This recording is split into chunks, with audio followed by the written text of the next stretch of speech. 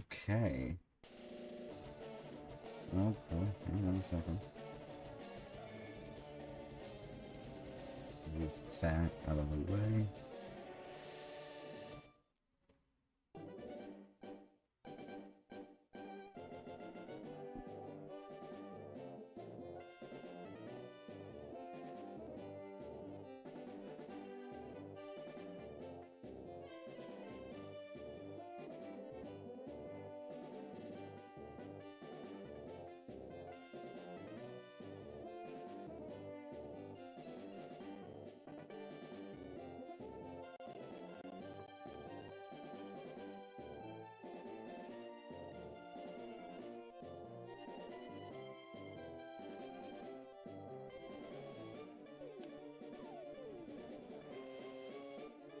Okie dokie.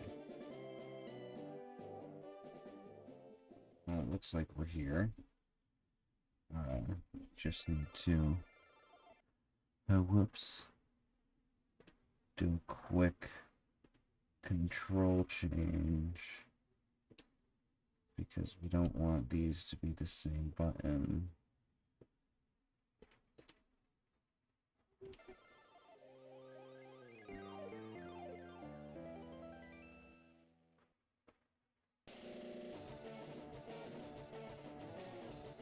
Alright, look at that. The live is up and running.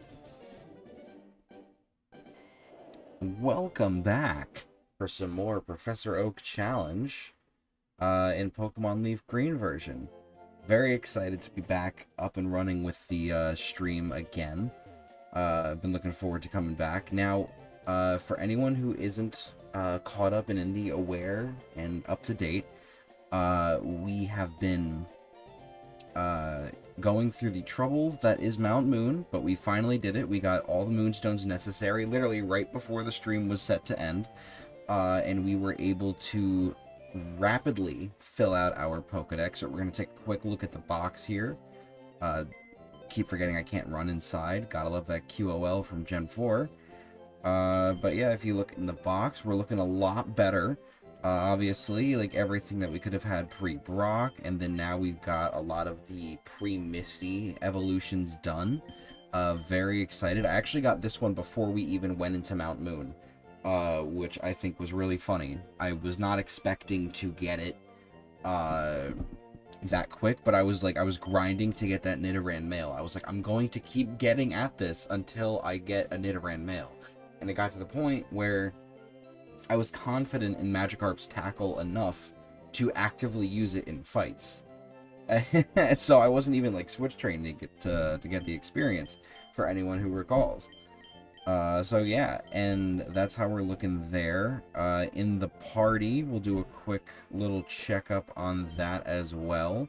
Pidgeot, obviously, we got to work on Perez, and we've got the Clefable and Wigglytuff that we got. Let me just that real quick. You don't need that Oranberry, and you don't need the Tiny Mushroom.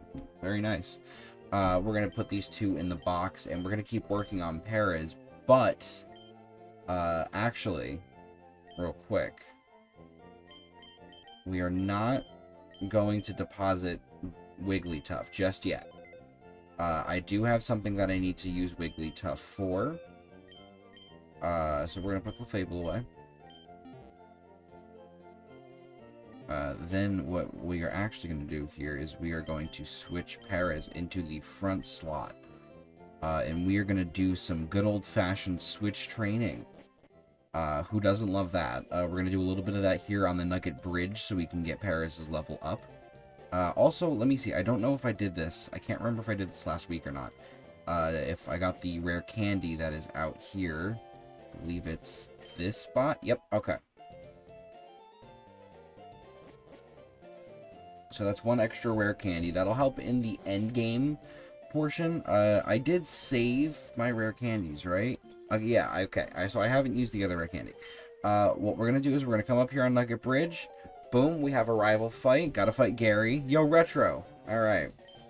I'm not going to read this. This is not like, you know, the Ed, Ed, and Eddie game from Friday, where I was doing all the voices. We're just going to play. It's Pokemon Leaf Green. You know, everyone knows Pokemon.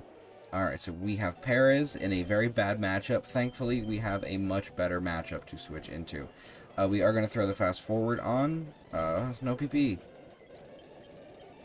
Gary wants to use Rattata. We're going to switch. Rattata does not get Pursuit, so we're safe to switch. Pidgeot, here we are.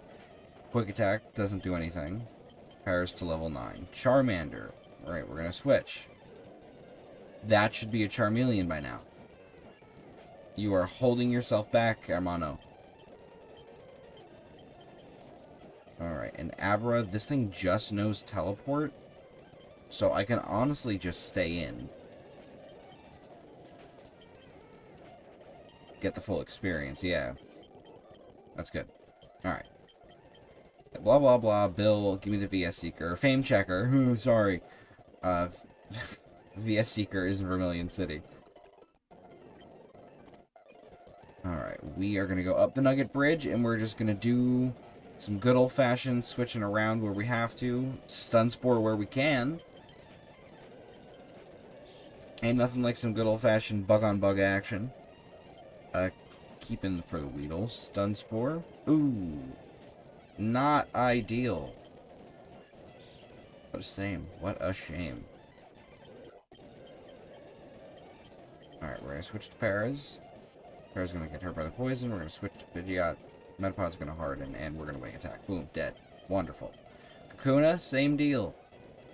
Get hurt by the poison. Switch out. Boom, wing attack. You're dead. It's a very simple formula, thankfully. We at least have this antidote, which is good. We don't have any potions, but we do have the Oran Berry. I'm not going to bother healing just yet. Just because I'm not really, like, worried, per se. Kenai, that's wonderful. Oddish, we are going to switch, and then switch again. It's not the most exciting thing to watch in the world, but, I mean, unfortunately, that's kind of just the nature of the Professor Oak's challenge, from what I've been gathering, is it is just a little bit, like, you know? Not to knock it, and not to knock my own content, surely, but, you know, it is essentially just a bunch of over and over and over again fights in Pokemon. Alright. Now, for any of the oh, I did not mean to stay in. For any of the uninitiated, the Nugget Bridge has a little gift at the end, where you go to the end and you get a prize of a free nugget. Then you get asked to join Team Rocket, and when you know, obviously you're auto just saying no, you end up fighting a Team Rocket grunt. Now that nugget has an interesting factor about it. Unlike every other instance of getting a nugget in the game, this one nugget is farmable. Basically, when you initiate the dialogue with the Team Rocket grunt, what ends up happening is they give you the nugget, and then they initiate the fight. However, if you lose said fight, what ends up happening is you go back to the Pokemon Center, you return to fight the Team Rocket grunt, and the dialogue to give you the nugget happens again, and you get the nugget. This was not the case back in, like, Pokemon Red and Blue and Yellow and all that stuff back in the day. This is only in Fire Red and Leaf Green, which is a very interesting situation. Real quick, what we're going to do is we're going to deposit everyone but Wigglytuff, our level 3 Wigglytuff, and we are going to go all the way back to Nugget Bridge, and we are going to be in for the most boring stretch of this entire stream. We are going to be throwing ourselves against a level 15 Ekans, and all we can do is sing. Guys, I don't think we're going to win this one. Ah, we lost the fight. I don't know what to do, man. We just got to keep trying. We gotta keep going. You know, one of these days, I think Wigglytuff is going to prove that she is mighty enough to take on this fearsome foe. All right, show him what you got. Oh, yeah, that's right. Go to sleep. Nothing you can do when you... Oh, and we're dead. Alright. That's $48. Let's just check on how much money we actually have. So we have 4,996. That is a little unfortunate. We do have a star piece. We could sell that if we just start running out of money. I'm afraid, you know, we might run out. But hey, you know what? I think we'll be able to take on this fearsome foe. Look at that. You can't do anything when you're sleeping. You can't handle this. You're out, and we're dead. Yeah, so that's basically what's going to be happening here. With the super speed and being able to run back to the bridge, it certainly expedites the process a little bit. Otherwise, it would probably seem a lot longer, because it is. And thankfully, sometimes you get instances like that where you get like a really high roll on an attack from the Ekans, and it happens to generate with a attack boosting nature or something along those lines, where it ends up being like the right criteria to just completely take you out one hit. You know, your sings don't land, which is another big one, because the longer the fight drags on, the more obnoxious it gets. Like, yes, you are just running back and forth over and over and over again, fighting the same trainer over and over and over again, just to grind money. It is incredibly tedious, and I'm not going to sit here and say that this is not probably the single most tedious thing in the entire run, but it is also the single most, like, beneficial thing. Because what ends up happening is you grind out enough nuggets where you can not only have enough money to fund whatever items you're going to need in the future, but it's also going to make sure that you can just straight up outright buy every single Pokemon from the game corner. You don't actually have to gamble. And that is the massive time save that you end up doing by spending a little bit of extra time grinding out this nugget over and over and over again. It is so helpful. Like, the first time I attempted this in my own private personal playthrough, before I fucked up with Mount Moon, I did do the nugget bridge glitch, and it was, or not really glitch, but exploit, and it was so, like, mindless that I was watching a show while I was doing the grind, because I was just sitting here, you know, my fiance and I are sitting here, we've got nothing else to do, and what else am I going to do? I'm going to put on a show, and hey, I'll grind this out while I do it. I ended up watching an entire, like, hour-long episode of something. I don't remember what we were watching, and by the end of it, I had, like, 80-something nuggets just from me, like, half paying attention.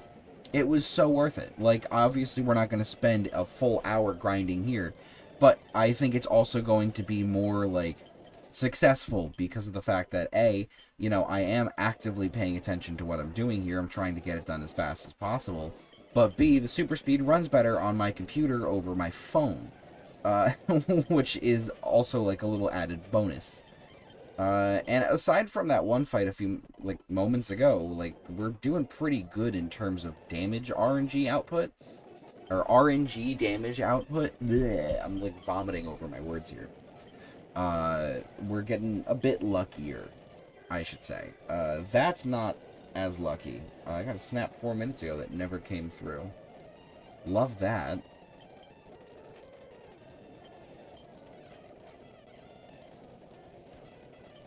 Okay, we are out of usable Pokemon. Wow. Look at that. We're already down to 4,564. We've lost $48 so many times. And you know, real quick, it's kind of great. I love not checking how many I've gotten. Like, I stopped paying attention. I don't remember how many times we've already fought this one Rocket Grunt. And I don't care. Because I think not knowing how many I have, I'm going to just keep doing this, and it's going to be like, oh, what, I'm going to have like 20, and then it's going to be like 64. You know, like, it ends up being so much more. Oh, see, now this is the rough part. Ooh. Immobilized by love. There it is. That is the first time we have damaged the Ekans this entire, like, exploit run. That's wonderful. I was hoping I saw it. I did want to see that happen. Oh boy. You know, I'm surprised. I haven't seen any achievement sets on RA that reference using struggle to take out a Pokemon. I would really like to see that, like, utilized. Just for any Pokemon game. I don't care which one. Like, knock out the opponent's Pokemon with struggle. I think that would pose an interesting challenge, because it's like, okay, which Pokemon do I use to use struggle? I obviously want to use a Pokemon that's going to have a high enough damage output where it's going to, hurt my opponent enough. Right? Because I think it depends on the generation, but I know struggle deals like either a specific amount of damage, or like it deals a damage equivalent to your stat. Because struggle was typeless, and I think now it counts as a normal type move. Or no, it was struggle normal, and now it's typeless. I never remember. So. And I'm not going to look it up right now, because, we're on that grind. But I think that would be a very interesting achievement to have people go for, is like go out of their way to have a Pokemon who has to use struggle just to fight. I feel like that would be a very interesting, if not tedious, still interesting achievement. God damn it. Okay. That worked out fine. But yeah. Anyways, that aside, I know no one else is here, so I'll just start. I'm doing pretty good today. Yesterday we had our bi-weekly D&D session. I had a great time, playing, which I think I've mentioned it once before on stream, but I play D&D. I was the DM for like 6 years, but I finally have the opportunity to be the player again. Which is very nice, getting to kind of take a different role. It was really fun last night. We had the last session 2 weeks ago, we had an encounter with some harpies, which, it was rough, but we made it out pretty much all unscathed. And what wound up happening was we found, like, the harpy eggs left over. My one friend, he smashed it because he's a chaos goblin. He smashed one of the eggs. One of my other friends took the egg that was like closest to hatching, because they wanted to kind of like tame it and have a pet harpy. And then I took the third egg because I was like, hey, it's a big egg and it's gonna be great for protein. Like, this will make a wonderful meal. Because, I'm a survivalist character. That's how I built my guy. Like, he lives off of the land. He's from a monastic tribe. And then what wound up happening was we're on the path that we're taking to try and get to this quarry to deal with a goblin invasion that's about to happen. And we get jumped by 2 owl bears that smell the egg on my friend after, he smashed the egg. So what do? I lay down the egg as like a gesture of like, here, like, I have my extra egg, like, you guys take this. We don't want to hurt you or anything. And, like, it's not to say that we couldn't defend ourselves. 2 owlbears, it wouldn't be an inherently, like, hard fight. It would be difficult, but, like, we would still make it out. It would just, like, deal a lot of damage. So, I did that as an attempt to kind of move away from a combat encounter, because we just had a massive combat the last session, and it was already getting late. And it wound up working. We wound up taming these 2 owlbears. One of them is escorting us to this cave to help us fight and deal with the goblin army. The other one went back to the carriage that we were at, because our one friend couldn't make it to the session because they had a lot of schoolwork to catch up on, unfortunately. So what we wound up doing was we had his character, or their character, rather, put in the cart that we were with, just so that they didn't have to, like, be dragged around, and then there's, like, a body there, and, oh, what if the body gets caught in the combat? We're like, okay, we're gonna leave you here. And we sent the bugbear to the cart. The bugbear's gonna, like, bring their character, with it. I don't remember if it was the male bugbear or the female bugbear that went. They're gonna go with them back to us, and then we're gonna reconvene so that way we can deal with this goblin problem. It turns out it's a big goblin problem. My DM's putting us in a very interesting situation where I think it's like 30 goblins, and then like a couple hobgoblins, 2 ogres, and a troll, if I'm remembering correctly. Like, it is very much like oh, like, we're a small party, we are level 3, this is not going to be a combat that we win if we go into it head on. So we're doing this, like, as stealthily as possible. Otherwise, we're looking at a TPK, and I am not doing a TPK so early. Like, I built this character to be fucking awesome. This guy, he's gonna be a Way of the Ascendant Dragon Monk. Well, he is a Way of the Ascendant Dragon Monk. Which means now that he's 3rd level, he gets, like, dragon powers, like he has dragon breath, and he can, like, augment his physical hits with key points to deal, like, ice damage, because I'm specifically flavoring him to have been trained by an ice dragonborn in this specific martial art. And so he has that, and then once he reaches, I think, 6th level, he can flavor his Step of the Wind for his monk feature, to have wings, basically, so you get a flight speed of, I think, like 50 feet, which is really cool. And it just keeps getting better and better the higher level you get.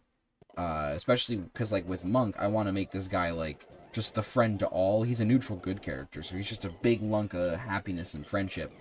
Well, not happiness and friendship. He's a big lunk of helpfulness and friendship. Like, he will happily give you his money if it means that you can have a hot meal and a soft bed to sleep on. Like, you know, he's that kind of guy. He's the shirt off his back type of person.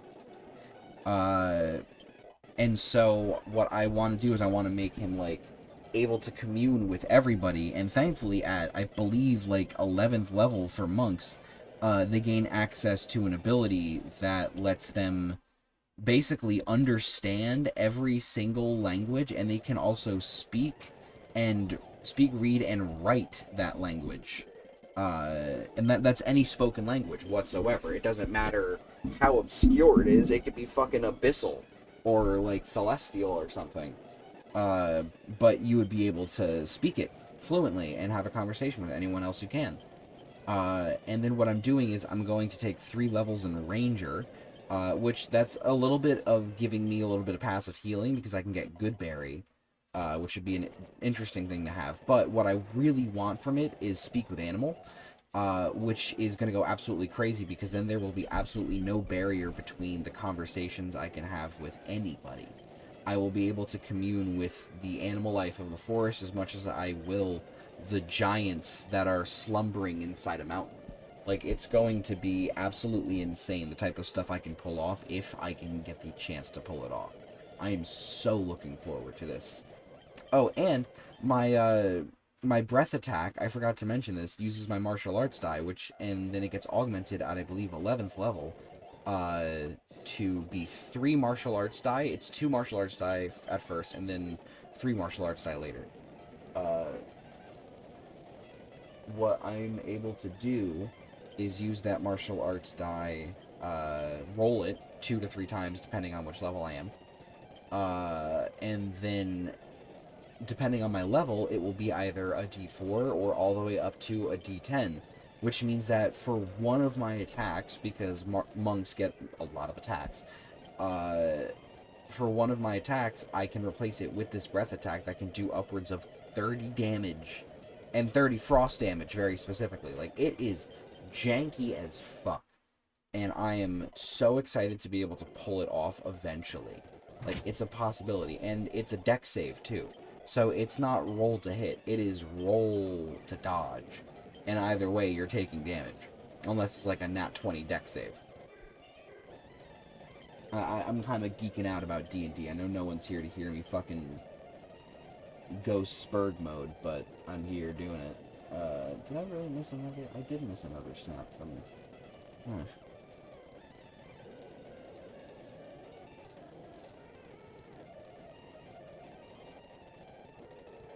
Sorry, I got asked about doing laundry. My fiance forgot to ask me this morning before she went to work, and she's just realizing that.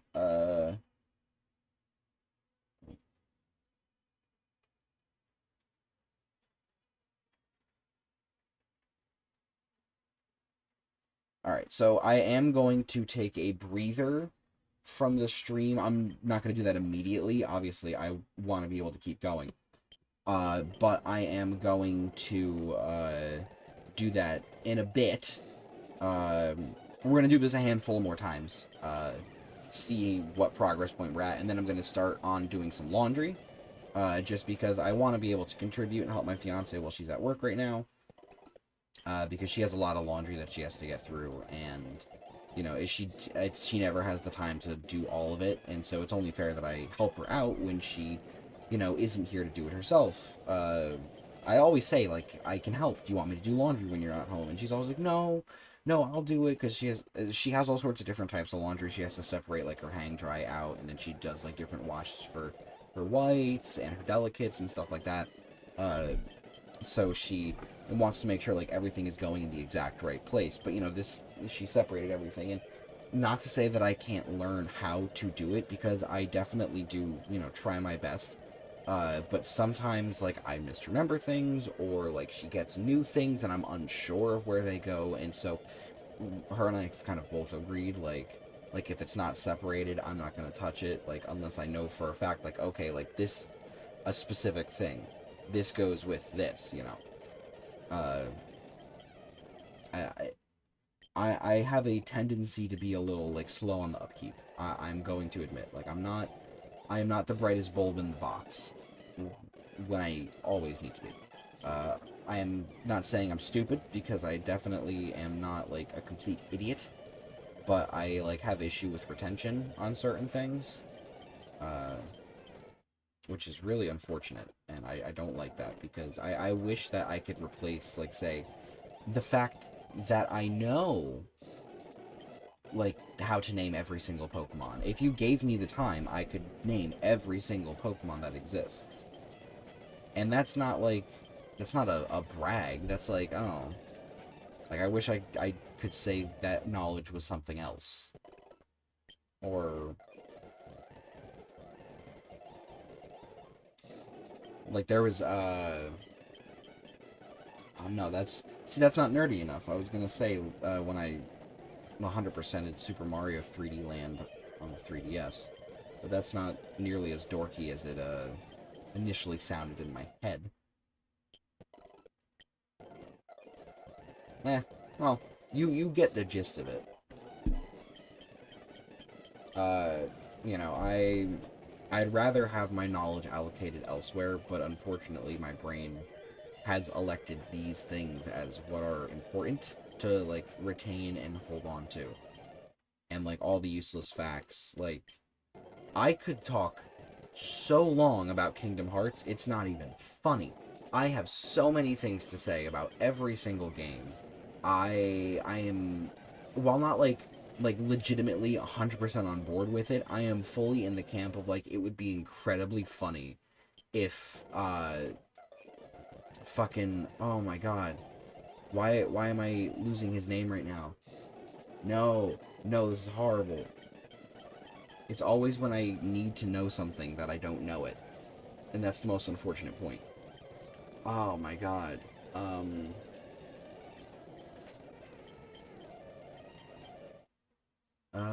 Demix. Thank you, my brain. Okay. It's that Demix is the master of masters.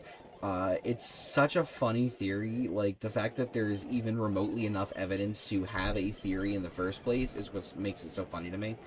It's like, it's in the same vein of, like, I'm 100% sure that Crocodile was a woman, and then had Ivankov trans his gender.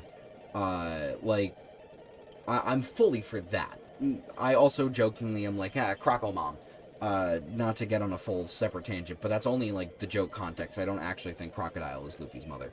But that's the same, like, vein, like, I am fully for that theory. I believe it 100%, but I also am not gonna, like, bank on that being true, and that I get any gratification for it. Like, I'm totally fine if I never get any confirmation, oh, Crocodile's a woman. Like, I don't find that out, sure, fine, whatever. I'm gonna be a little miffed if, like, there's no, like, resolution to... I was like, oh, like, I know Croco Boy, blah, blah, blah, all that stuff from Marineford, but, you know, if I don't get that resolution, at the end of the day, I don't get that resolution. One Piece is a phenomenal story. I love every ounce of it, even if some of it's a little sometimes, because, like, let's be honest, we don't talk about Punk Hazard because it wasn't that good, you know. Or Fishman Island. Okay, admittedly, Fishman had some good shit in it, and the anime is doing the legwork to make Fishman's anime pacing much, much better. Because it wasn't badly paced in the manga. I think it was actually pretty decent in the manga.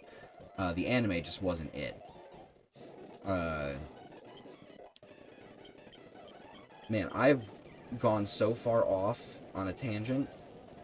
I was initially talking about not being able to retain the important stuff, and as you can see, that is very much true, because I went in the one direction of naming every Pokemon, and then spiraled into Kingdom Hearts and One Piece, and all because I started with a Kingdom Hearts theory. I am such a nerd. And you know what's funny? With the Kingdom Hearts and the One Piece, I literally cannot say that I've had this information in my head for years and years and years.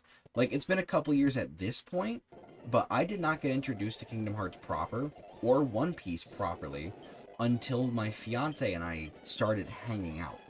Like, before we started dating even, she got me to watch One Piece. I tried One Piece back in, like, high school.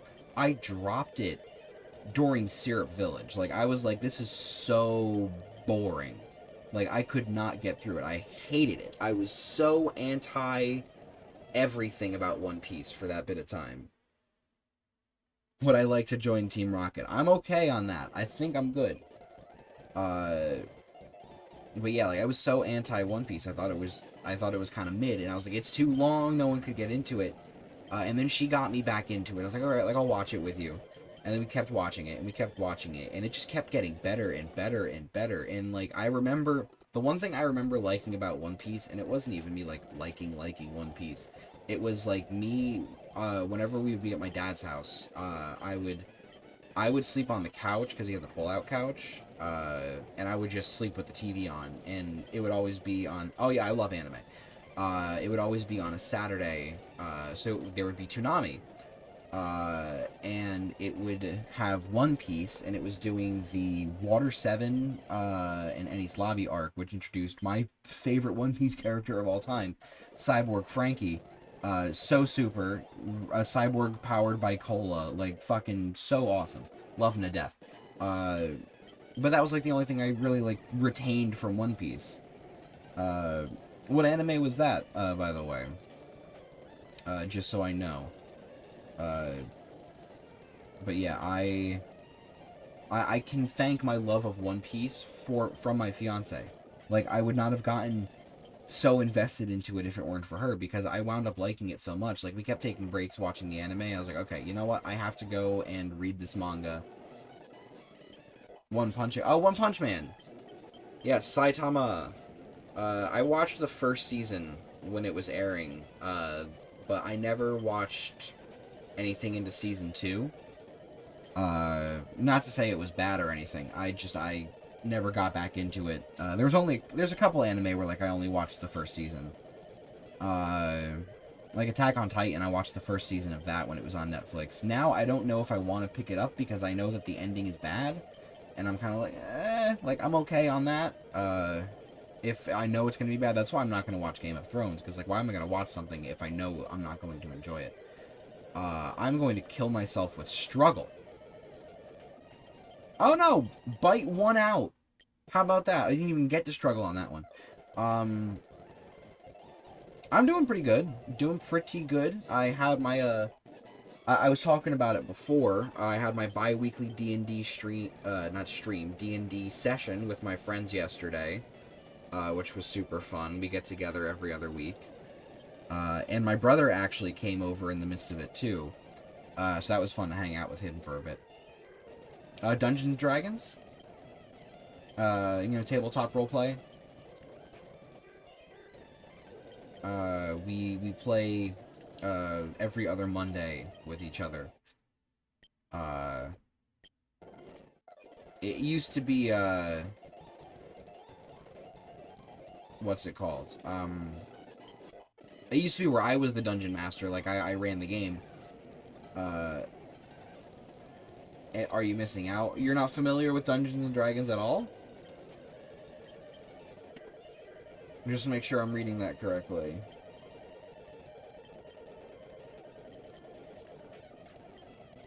Okay, Dungeons and Dragons. So, it is a tabletop role-playing game. Think like, I don't know if you're familiar with Baldur's Gate at all, how that was set up. But like you make your character, you pick your race and your class and everything, and then you allocate your points by rolling dice, or like going by like a point buy system, where you just allocate the points based on a set amount. Kind of like in Fallout with the system that they have in their game.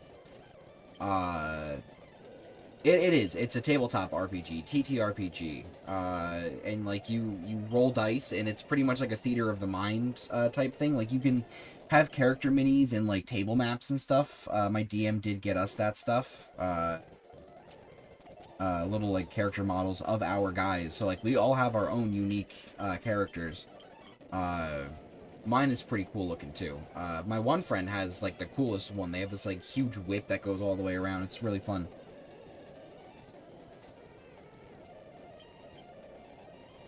All good, all good. But D&D Dungeons and Dragons is very fun. It actually just recently celebrated its 50th anniversary last year, which is super cool. It's been going since the 70s. Um, and it is basically like a super iconic landmark of nerd culture, especially in like North America, because it came out of like the Midwest of North America, um, and it has inspired a lot of things in pop culture. Dungeons and Dragons actually helped inspire the first like RPG games that ever came out for computers, which is actually really cool too. They kind of started the genre in a way.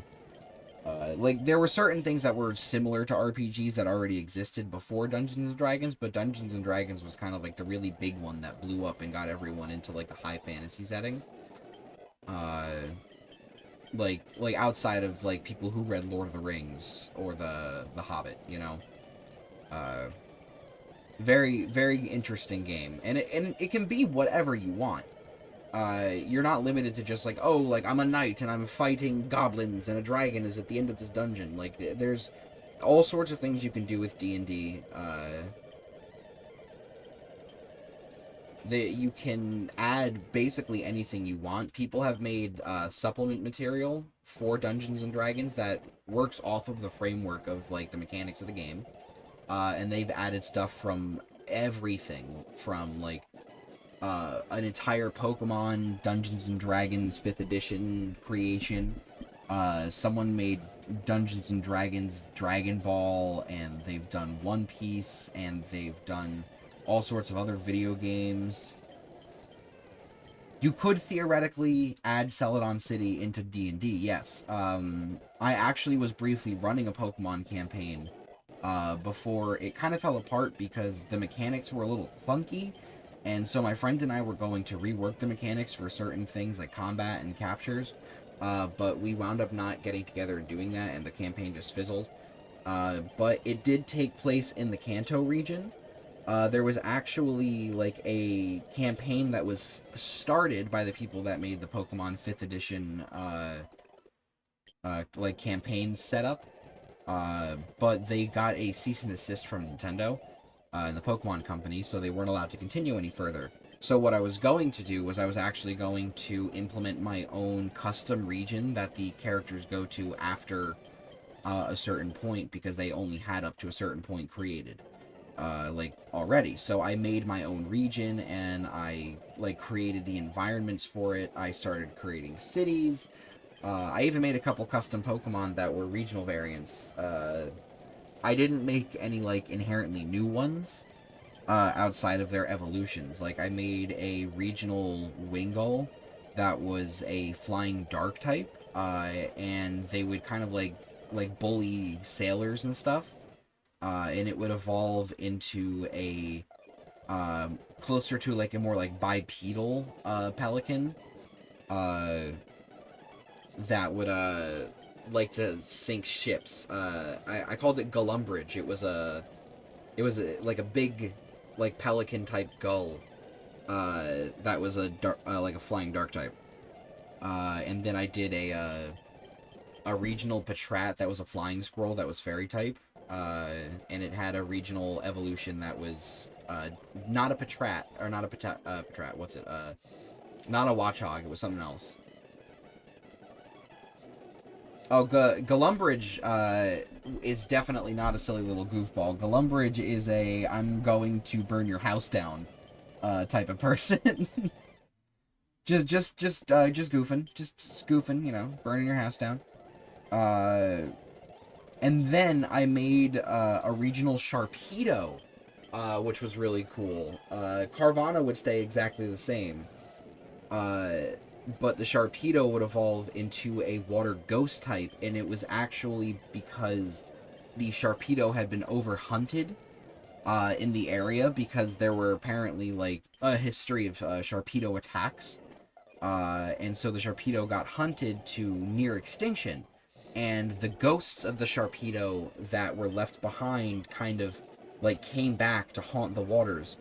And they wound up evolving into a new, more powerful, fearsome creature that was basically going to be like a giant skeletal megalodon. And I never wound up designing this one because I got, like, I couldn't figure out how I wanted it to look. But I had the Sharpedo drawn out, and it was pretty cool. So those were some of the things I came up with. It was actually, the region was going to be based off of New Jersey.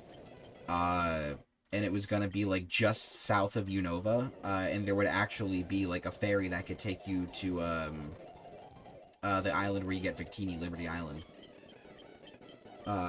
Since technically, the Statue of Liberty is in New Jersey. That is a true fact. It's not New York like the movies would tend to believe. And I did want to make a regional, like, mythical or legendary based off of the Jersey Devil, which is, like, our own little, what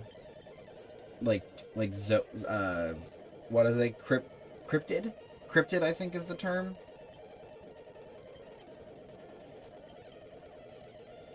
So we have that. We have a goat-headed demon that lives in a big forest.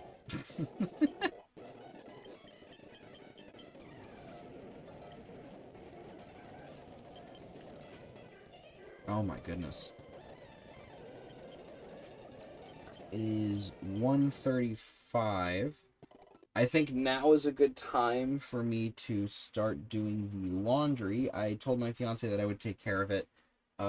She didn't remember to tell me it in the morning. The gray basket in the bag at the top of the stairs. Alright. Okay. So I am going to go take care of that real quick. I'm going to bring that down. I will be back shortly. Although I do want to see how many... We're at 65 nuggets, so we are actually already over the required minimum, which is good. That's a good break point, I think. So we will continue going for a little bit longer, just so I can get a little extra spending money, a little bit of extra moolah.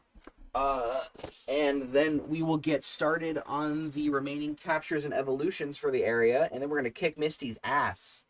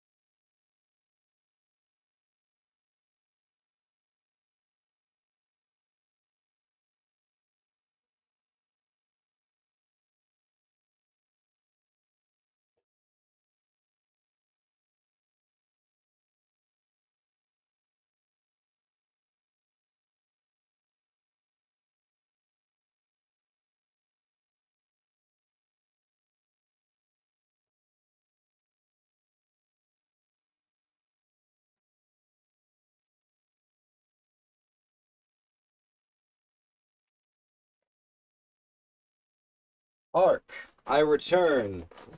I have come back from doing laundry. Oh, you've completed your first playtest. Very nice. Very nice.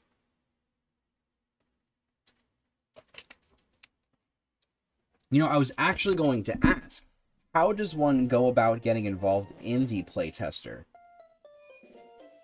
Did I playtest the laundry? The laundry does work. Thankfully, we are in a good position for laundry. Laundry is fully tested. The Chivos are good. They're going to be promoted to the official set. But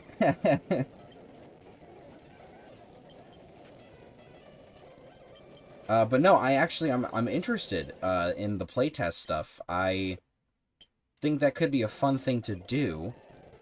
Just on the side. Oh, excuse me. God, I hope that did not blow up anyone's eardrums.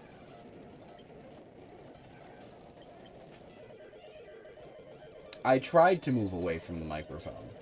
I did.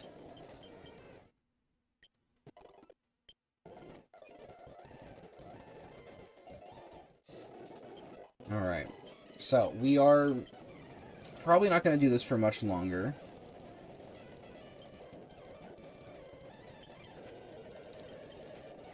Okay.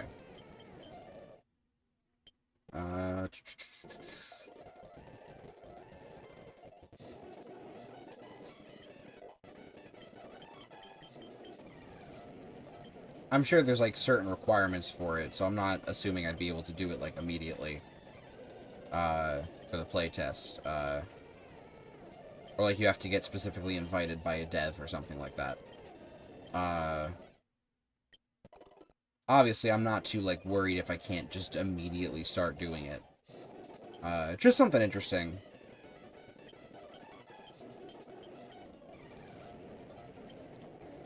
You can't apply when you feel like it. Okay. So there's, like, a specific, like, window that they allow you to apply for things, and then there's an approval process, then? I'm assuming?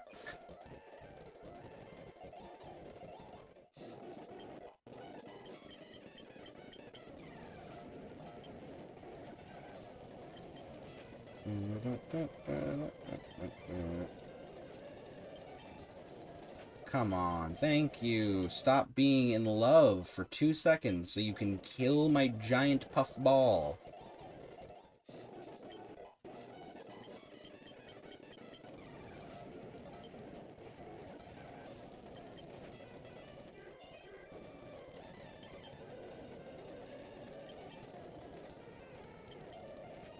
Yes. Alright. Come on. Very shortly, we will never have to have Wigglytuff in the party ever again, which is going to be very nice, I think.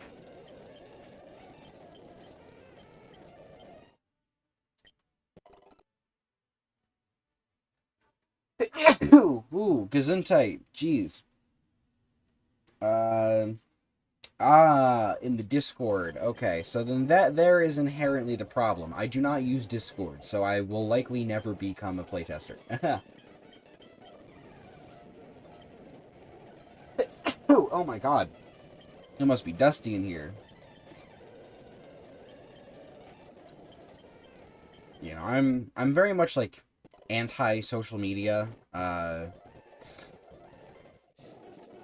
If I get like enough notice where it warrants me to have certain social medias to post things, I'll probably have like designated social media managers, because I kind of just don't like being on social media.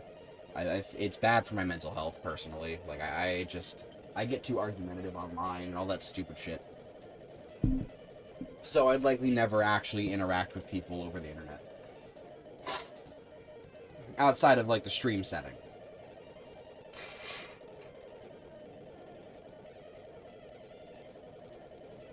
Excuse me.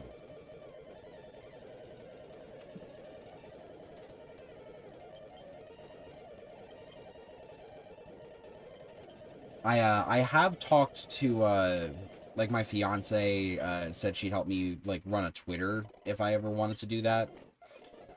You messaged by one who's head of the job department, giving you a series of interview questions you must answer, so basically write a small application. Yeah, that makes sense. And, I know my brother would probably be willing to do social media management. Although he actually last night, it was funny. He offered to just edit some of my my VODs down to like short 15 to 20-minute videos for me, just cuz. And I was like absolutely, that sounds like a wonderful idea. So he'd probably come over and help me do that, or I'd be able to like go over there and work with him. Could be interesting. Could be a way to get my my content a little bit more closely out there, more digestible for people. 15 to 20-minute videos instead of 2.5-hour stream VODs, you know.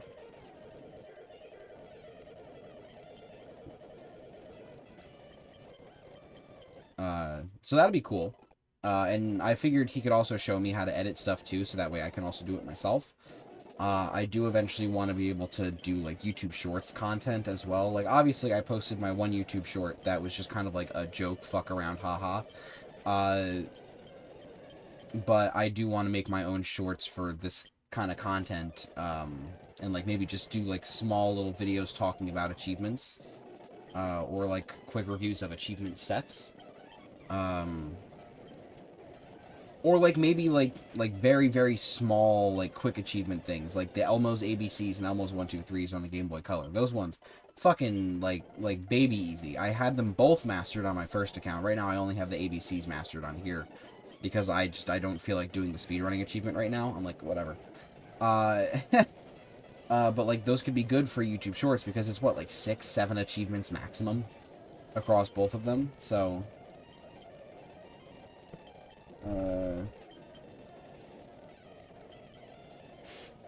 yeah, I mean, yeah, that makes sense. Alright, let's see. How many am I at? I'm at 81. I think that's a good stop point. Alright, so, we are now officially done with the nugget grind. I'm not going to subject people's screens to that any further. We are officially boxing you forever. We are taking you out. Come on, Pidgeot. And we are taking you out. Come on, Trophy. Come on. Thank you. And you know what? I want to take Martin. I think Martin deserves to come with us. He does. Alright, so we're going to take Martin. And we are going to take our Perez. And we're going to take Trophy. And we're going to take Pidgeot. And we are going to actually fight this Team Rocket grunt now. And absolutely embarrass him.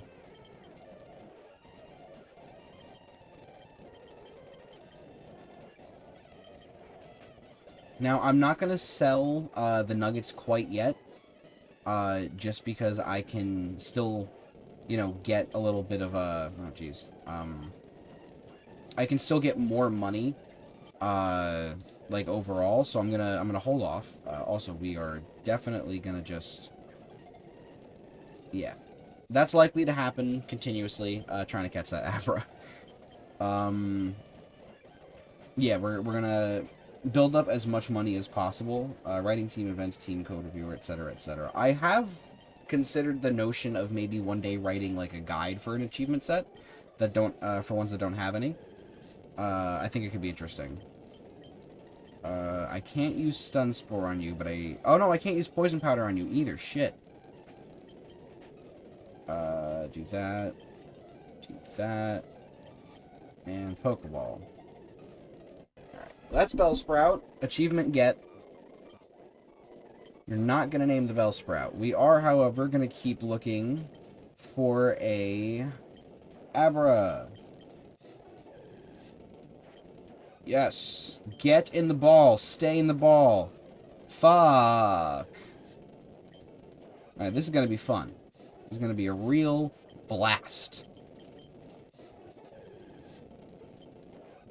Oh, no. Okay. Well. Thankfully, I have a handy-dandy revive right here. Also, that's good. I'll be able to try and do that.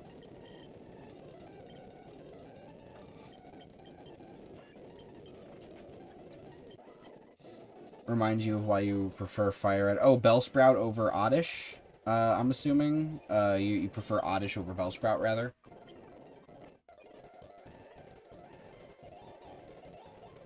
I definitely understand. I think Oddish is a better Pokemon. Bellsprout's a funny little guy, but that's about all he's got going for him. Oddish is just cute. Gloom is pretty neat, and... Oh, nice, nice, okay. No, I can respect the Oddish line. I can. Do you lean more towards Vileplume or Blossom when it comes to evolving your Gloom? Because I know people have their preferences. I've always been more of a Vileplume guy, but that's because I prefer the dual poison grass typing and, well, the access to just a better defensive typing overall. Better move pool, stab on poison moves.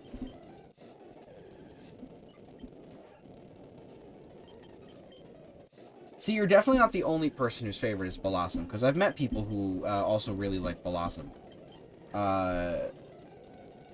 And, like, Blossom is admittedly, like, a neat Pokemon. See, I've heard people say my favorite Pokemon is Blossom. I've never heard anyone say my favorite Pokemon is Bruxish. So, you know, like, I think you're in a pretty decent camp, honestly. Or, like... I'm trying to think of, like, very specific answers.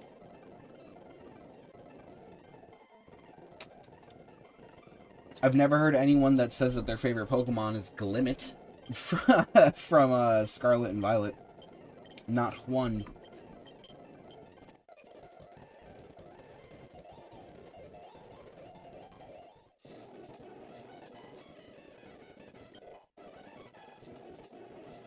You know, I mean, granted, I obviously can't speak for, like, your own individual generational experience. Like, growing up, you know, I knew a lot of people who, like, the first games that they played were Gold and Silver.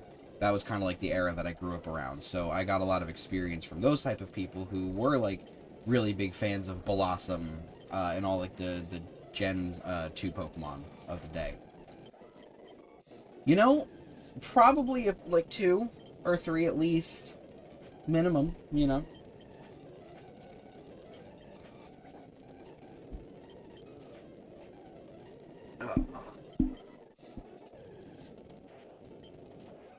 The Jet, what, like Fire Red and Leaf Green? I'm assuming you mean? Alright,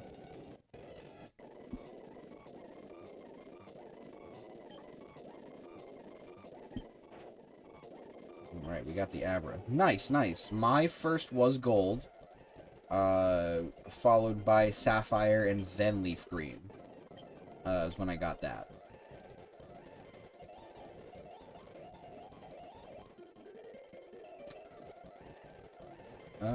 What do I want to do? What do I want to do? What do I want to do? Well, we got the Abra. Alright, so we're going to keep going up. We're going to keep on keeping on. And doink, fight time. I mean, I definitely didn't discover my favorite Pokemon immediately. Like, there was a point in time where I knew of Heracross, but Heracross wasn't my favorite Pokemon, actually. There was quite a long time where my favorite Pokemon switched around.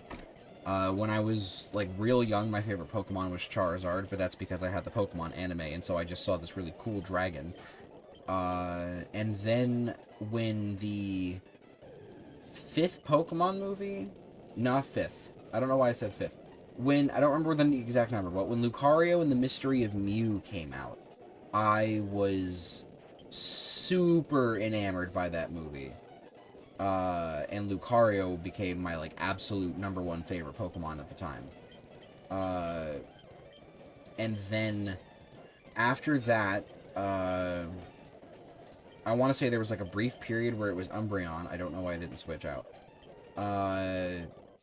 And then very briefly also Magmar, before I kind of settled on not just, like, Heracross being my favorite, but just, like, I realized I really, really like Bug-type Pokemon. like, there's just something about their designs and, like, how underutilized I feel like they kind of are, and I feel like they can be doing more, and that's why I'm glad bug types have kind of grown into their own, like, valid niche now, instead of just being, oh yeah, they're the shitty bugs. Like, no, like, there's actually really good bug types. I'm a big fan of the bug type. And Heracross became my number one pretty quickly. Although my number two, it's actually a very close second, but I fell in love with this Pokemon when Sword and Shield came out. Low-key Toxtricity, absolutely love that Pokemon. Fan-fucking-tastic. No notes to be had.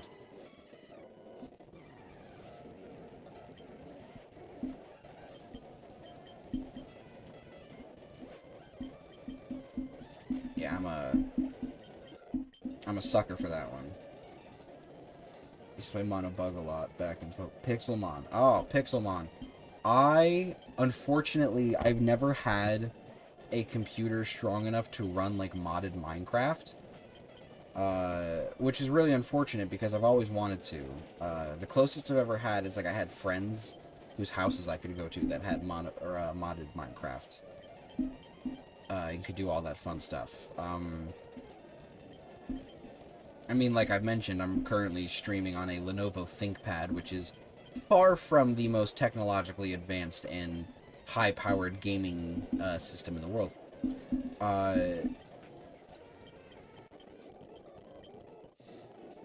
I'm sure I could run it. That's definitely not the issue. It's just a matter of how well my laptop could handle it. Because I know for a fact it definitely would have some chug issues, bare minimum. If anything, because this thing doesn't really have, like, a graphics card. So it would be running on, like, basically nothing. And it already has trouble playing, like, regular games. So I have a feeling my laptop might actually turn into a jet engine for a little bit there.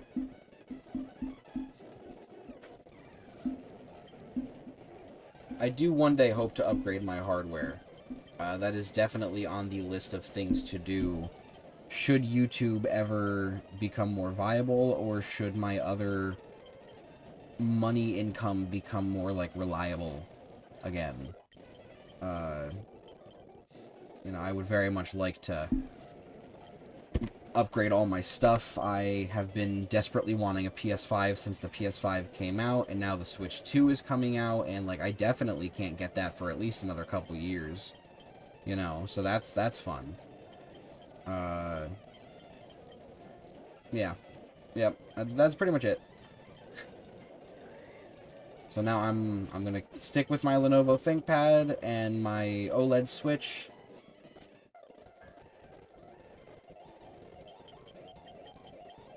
And my PS4 that I don't really use all that often. I've always wanted to try YouTube. I was really big into trying it when I was younger, and I kind of just never took the leap. But I was always told that I would be good at it. And not to say, like, I think I'm, like, some stellar YouTube personality, but, you know, like, I definitely think I have the knack for just talking about whatever and being able to enjoy myself while playing a game. And do it in a way where it's, like, entertaining. My fiance always says that to me. She says that I'm very entertaining to watch when it comes to playing video games. We need to do a quick little foo-foo over here.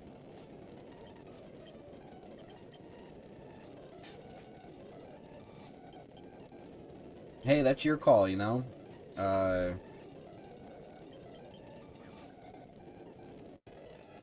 You know, if you want to keep on to that legacy, you know, keep on to it. At the end of the day, that is your choice, and even then, you don't have to necessarily private them. You could just delist them, like put them on unlisted. We cannot fight Misty yet, but what we can do is we can now leave this house, fight this Team Rocket grunt, and then continue on our way south, or we can actually make it to Vermilion City, which I think is absolutely nuts that we're already doing that. The world has opened up so much. Alright. Now, we can find, I believe, Meowth in this grass. Now it can't get out.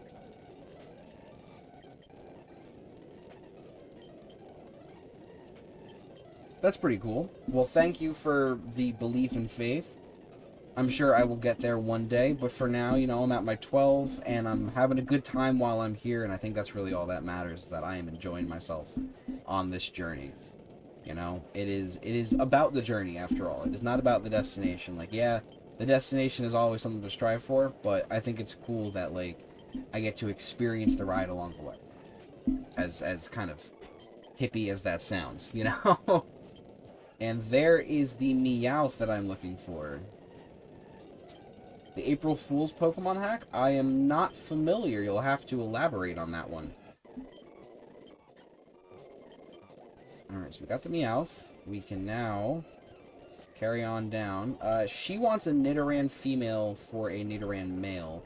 We're not going to supply that trade because we don't need to do it. All the way back in 2023, April 1st.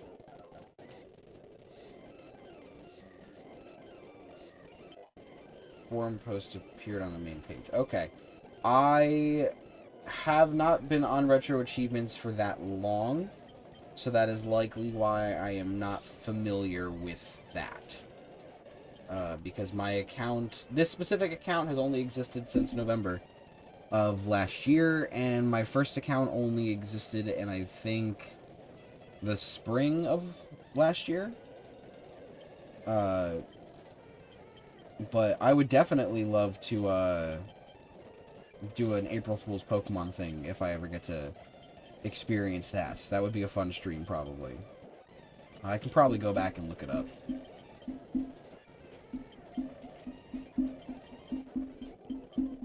Bugcatcher Kago. Alright, we got Camper Ricky with his very devastating Squirtle. Gotta look out. Camper Ricky gets too close. He just can't win. I don't know where I was going with that. Alright. Alright. It is getting a little hot in my quote-unquote recording studio.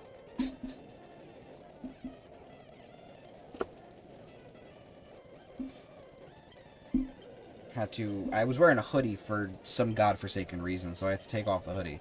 There's that. Okie dokie, artichoke. Stop double teaming, you bitch.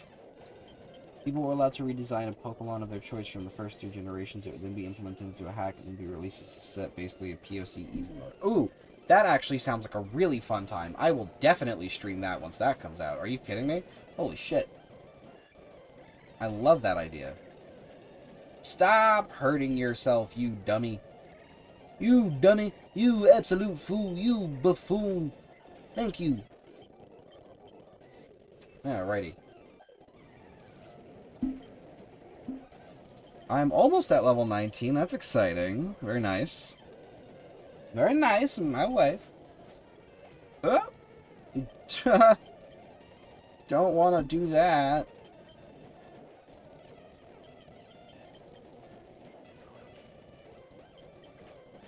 Not all the Pokemon were redrawn. Interesting. Oh, I finally learned a new move. At level 19, I learned fucking Leech Life. That's great. Wonderful.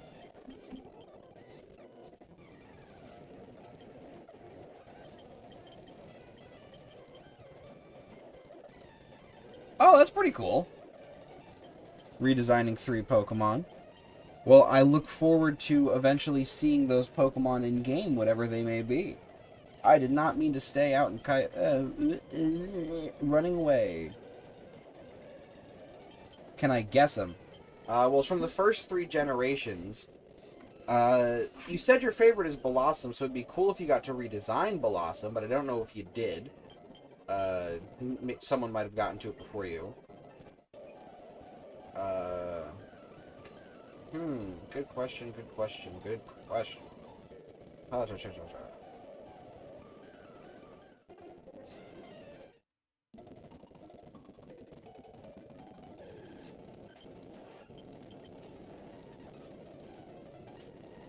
Had to redesign since I've never heard anyone say move through Pokemon Blossom. Alright.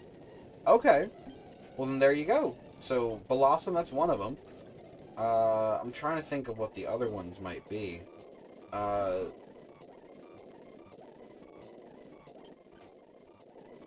they from a specific generation of Pokemon? Like, are they all Gen 2 Pokemon, or no?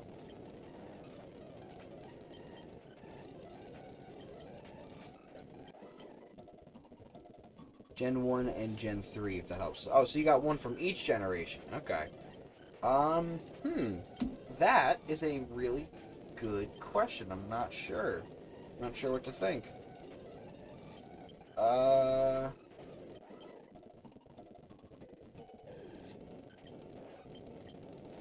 Were either of them dual-type Pokemon?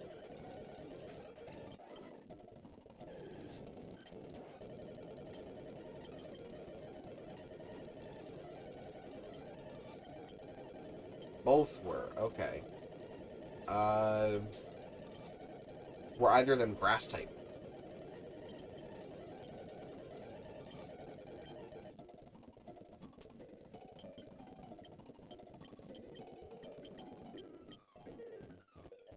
One was, yeah, okay. I'm gonna guess that maybe one of them might have been, Gloom? If that might be possible?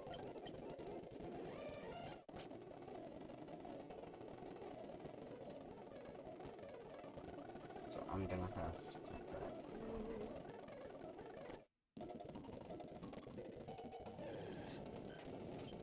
Wish you got him. Okay, so not quite.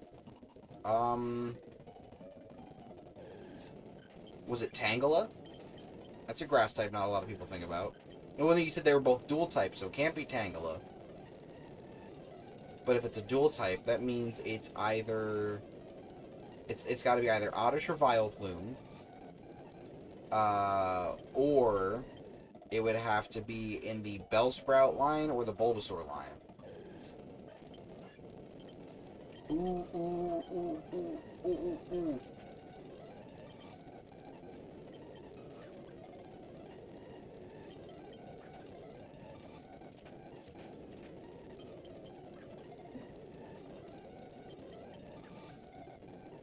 I caught him while he was underground. Let's fucking go.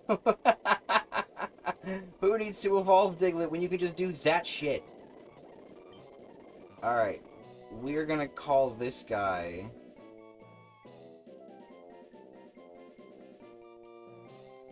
Quaker. This is Quaker.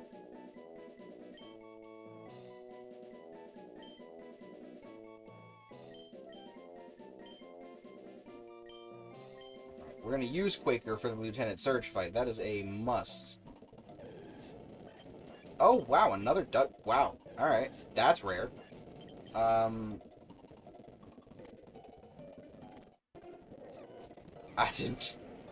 did not mean to do that.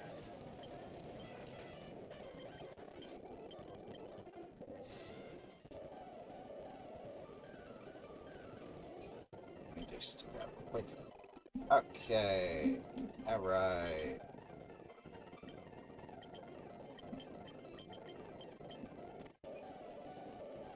Oh, you know what? I'm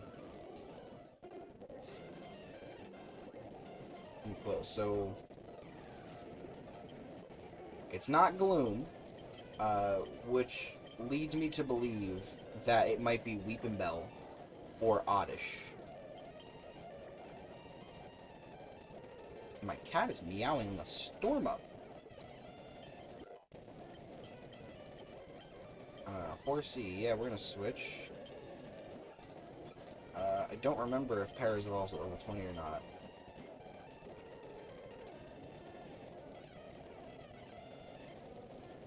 Okay.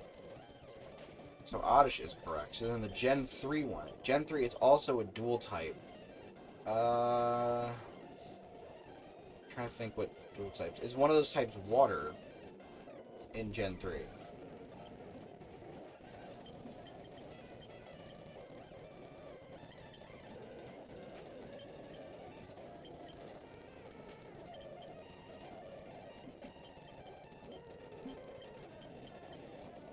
No, not water. Is it fighting?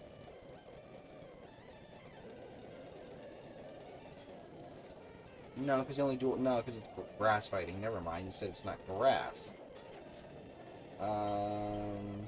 Is it flying? Ooh, flying could be one.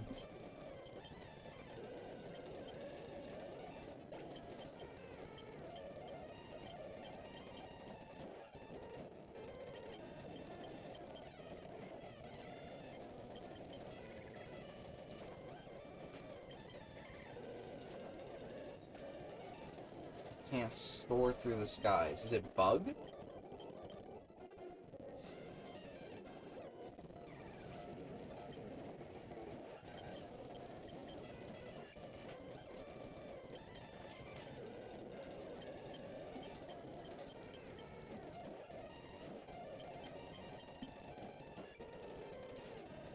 Not bug either.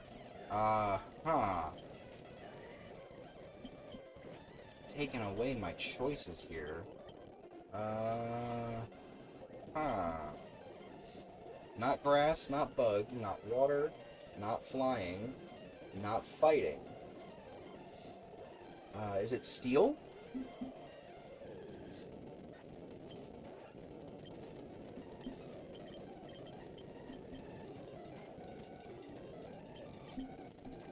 Steel could be a good one.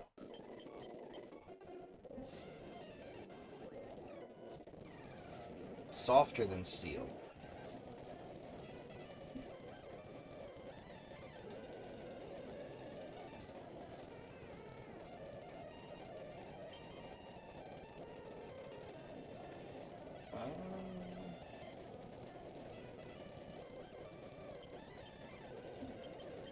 Softer than steel. You're making me think over here.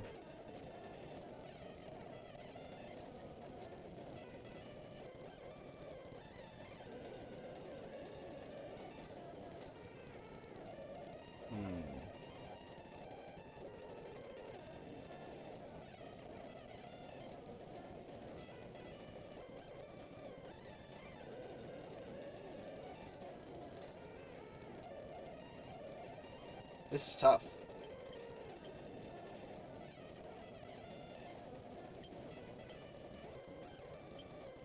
You're actually making me think real hard.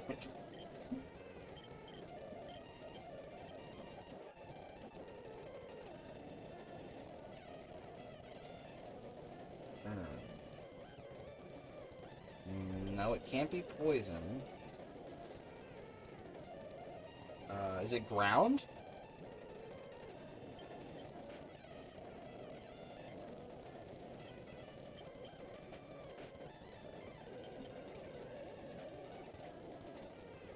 Okay, so it's ground, and it's a dual type, but it's not a water, which means that I have a few options.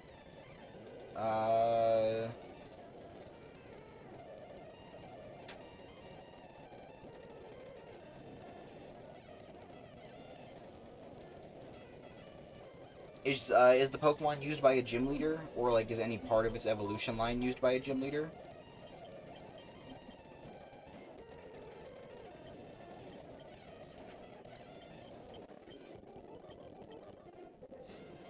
Because it has to have an evolution line.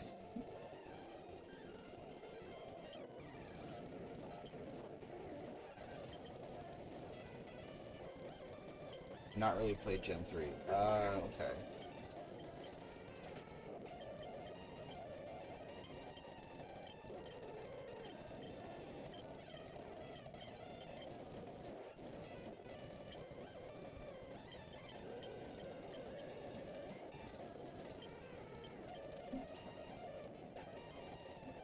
Here, let me ask this. When you said it doesn't soar the skies, did you mean that in the sense that it's not a flying type, or in the literal, it cannot fly at all?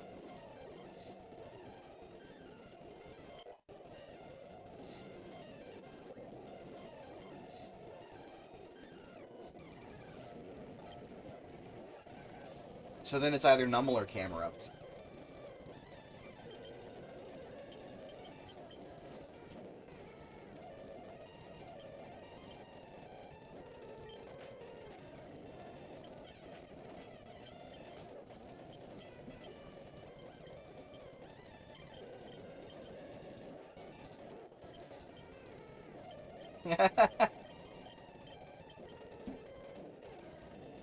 It's all process of elimination at that point. Because the only other options, it wasn't a water type, but it was a dual type with a ground type, which means it immediately eliminates the Mudkip evolution line, and it eliminates the Barboach evolution line. It's not a bug type, so it's not an Incada. And it can't fly whatsoever, which means it's not Vibrava or Flygon, and it's not Baltoy or Claydol because they can levitate, which means it has to be the two that walk on four legs.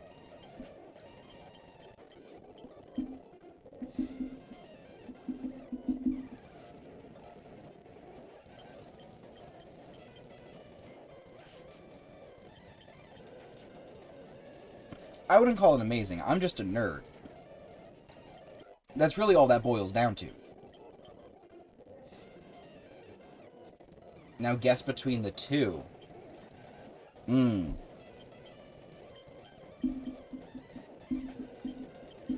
gonna say it was Numel. I'm gonna go with Numel. I'm probably wrong, but hey, I'm not gonna... It's a 50-50, so I can't be sure.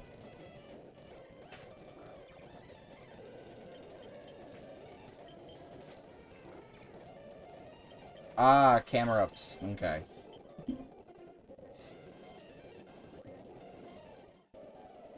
Yeah, like I said, 50-50. That coin toss, it was either I got it or I didn't, and I'm okay that I didn't. Nothing I can do about it. The Vis Seeker. Yes. Yes. Alright, we are gonna real quick first pick up this item here. We're gonna real quick look for a Drowsy in the grass.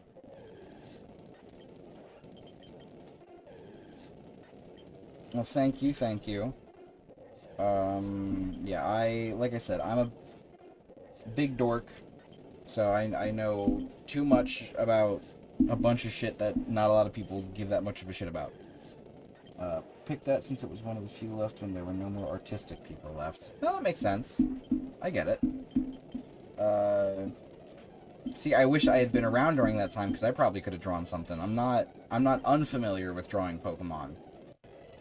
Got the Drowsy, that's good. Stay in the box. Alright, I believe that's all the encounters for the route. We have this one more trainer here. We can...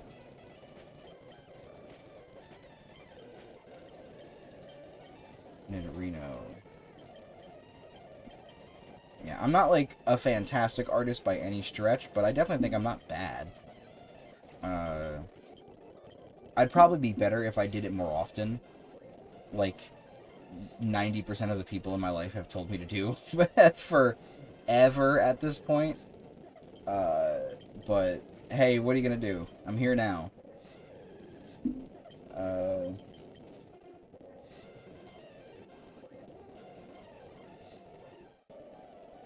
Okay, I believe I've actually caught everything possible. Let me just double check the achievement page. For up to this point, I just need to do evolutions, I think.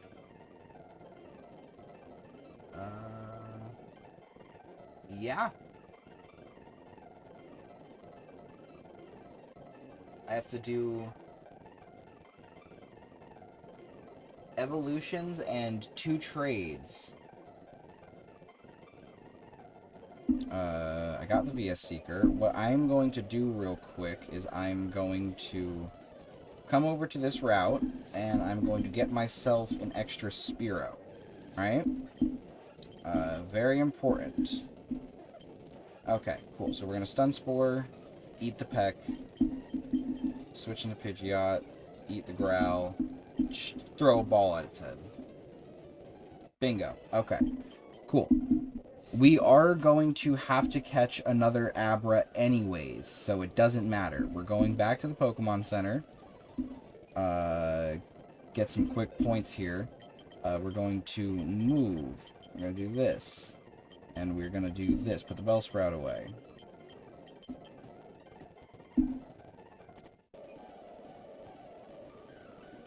We're going to come here, talk to this little girl. Give her the Spearow. Yippee! Give me dinner. It's Chiding. We got Chiding. Alright. And now I'm going to buy some repels real quick. Let me just see. Alright. We are gonna step foot in the cave real quick. And come on up here.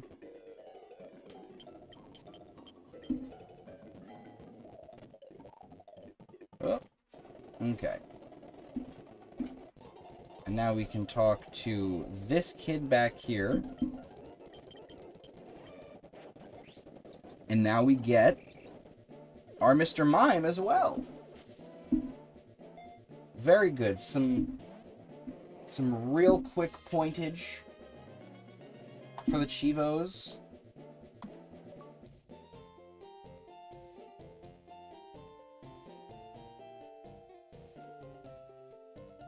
Get to watch my page update in real time. That is in fact not one of Professor Oak's aides. That's just a guy who's a nerd. Unfortunate that he has the same face as 90% of Professor Oak's staff, but hey, what are you gonna do? You know? So those two were both worth exactly 1 point apiece. Not the most, like, outstanding get, but they are necessary gets. It's the only way, in this instance, where I can get a Farfetch'd or a Mr. Mime. They don't exist anywhere else in the game. So I had to do those trades. Obviously, again, that does unfortunately mean we have to catch another Abra, but not to worry, because at the very least we have a Great Ball, which is going to come in massive handy. And once Paris gains access to Sleep Powder, we are also going to be using that off-rip, because I know we do outspeed the Abra. So we'll be able to kind of farm that out real quick, knock a Sleep Powder off, and then go in for the kill.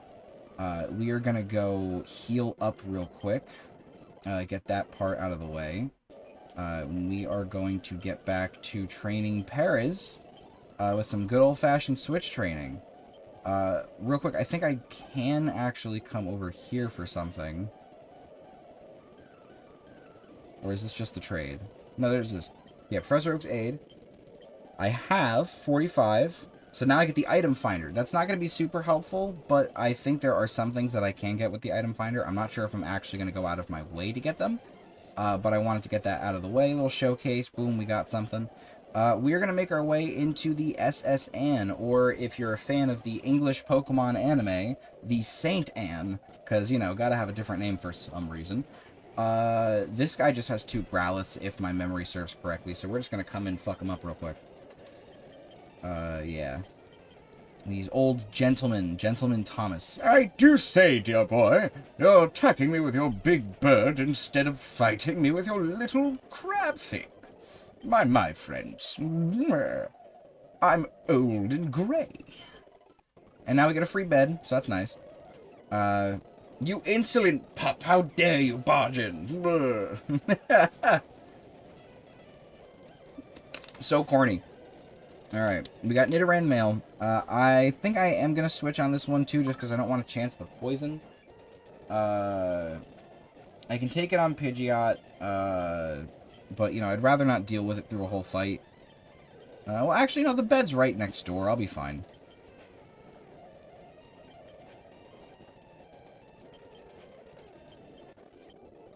Homebrew Among Us for Game Boy. That sounds like a nightmare. I'll probably play it.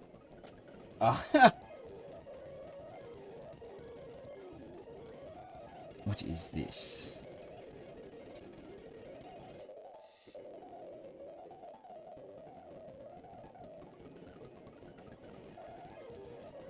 Oh boy. Okay, well that was my laundry timer, so eventually I'm gonna have to go down and change the laundry over. We came through this door. No, we did not, so we can talk to her. She wants cherry pie. Well, I am not a server, so go fuck yourself. What do you have to say, old man? Captain Bald Spot. Another Nidoran male. Ooh. This is doing a lot. Ayah. Oh, Paris fainted. By mine honor, I can scarce contain the tumult within. This among us, reborn upon the Game Boy, hath enraptured me wholly. Yet, lo, no achievements dost appear to mark my cunning deceits, nor my noble tasks of waste disposal, and why amending. How am I to boast, pray tell, of ejecting mine fellows with the swiftness of judgment, if no badge of glory is bestowed? I beseech thee, let not my vent-hopping valor go unmarked! Is that good? Was that accurate to form?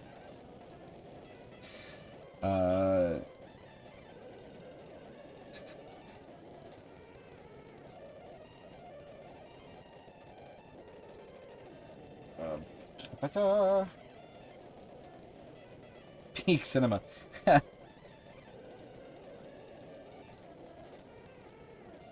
Alright. Let's not leave this lass waiting any longer. Pidgeot, come out and eat your child. Oh. Switch to Nidoran female. You ain't shit. Scratch. Give me that ball. What TM did I just say? Did I say Brick Break? Oh, shit. I forget that's there. Brick Break goes absolutely crazy.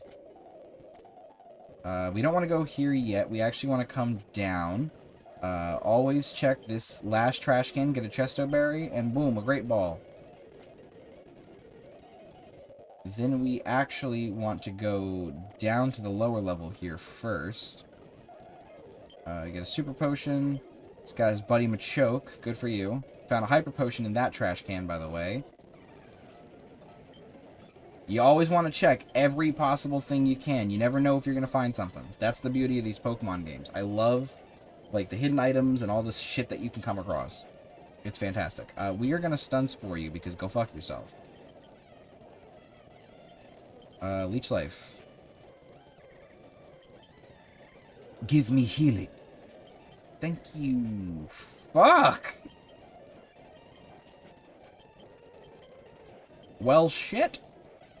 I just used the glue and vial from before getting notified that you could do only one Pokemon. Ah, Sag days. It's very Sag indeed.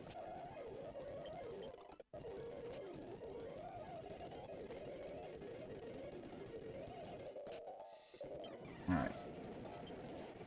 Your friend killed my friend, so I'm going to kill you with my friend who got killed by your friend. Alright.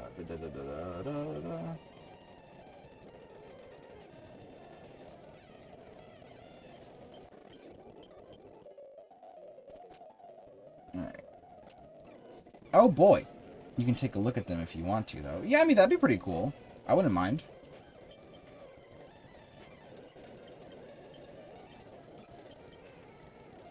I'm sure they are pretty cool.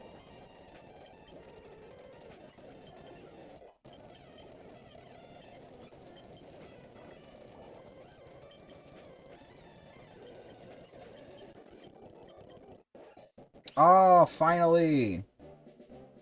No, you cannot post links in YouTube chat.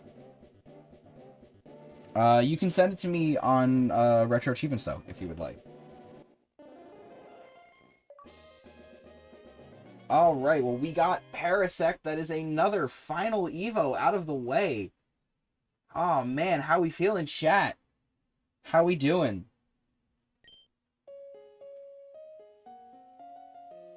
It's pretty good. That's 2 extra points added to the total. Very hype. Very hype indeed. Ooh. Gotta switch. Gotta get up on out of here. I'm doing massive amounts of damage.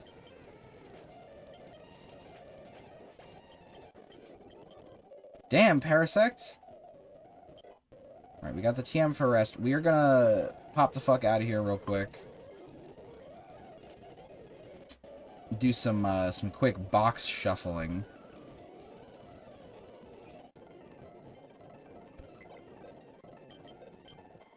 No. Alright, we want Meowth. Okay, cool. I will definitely check that out probably later after the stream is my best guess. The next grind is... let me just double check everyone's evolution levels real quick.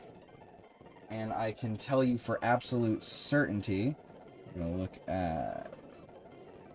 Leaf Green Natural. Okay. So, Bellsprout, we're looking at a level 21 evolution for that. For Drowsy, we're looking at a level 26 evolution, and I think Meowth is relatively earlier. Meowth is level 28, so Meowth is actually the highest. So that means that the first thing that we are going to be going for is going to be Bellsprout, who is going to evolve first. And thankfully, because we don't have to worry about the Leaf Stone just yet for evolution, we only have to get it to Weepinbell, for the time being, until we move on to the next bit. And, with the added benefit of Diglett's Cave right here as well, Bellsprout can get some super effective grinding time in.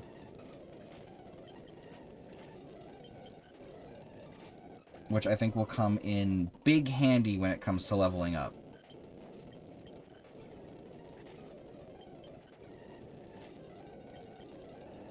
Unless that happens, in which case, he will die, or she. I don't remember what gender my Bellsprout is.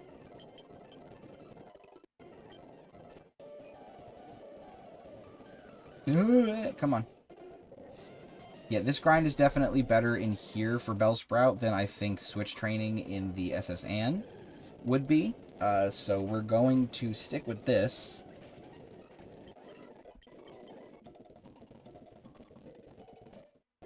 Although we do have to run back to the Pokemon Center quite a fair bit. We actually want to heal at said Pokemon Center, I might add. Okay. I do not want to go here. I want to go in here. Go here. Yes, here. Fucker. Oh, no.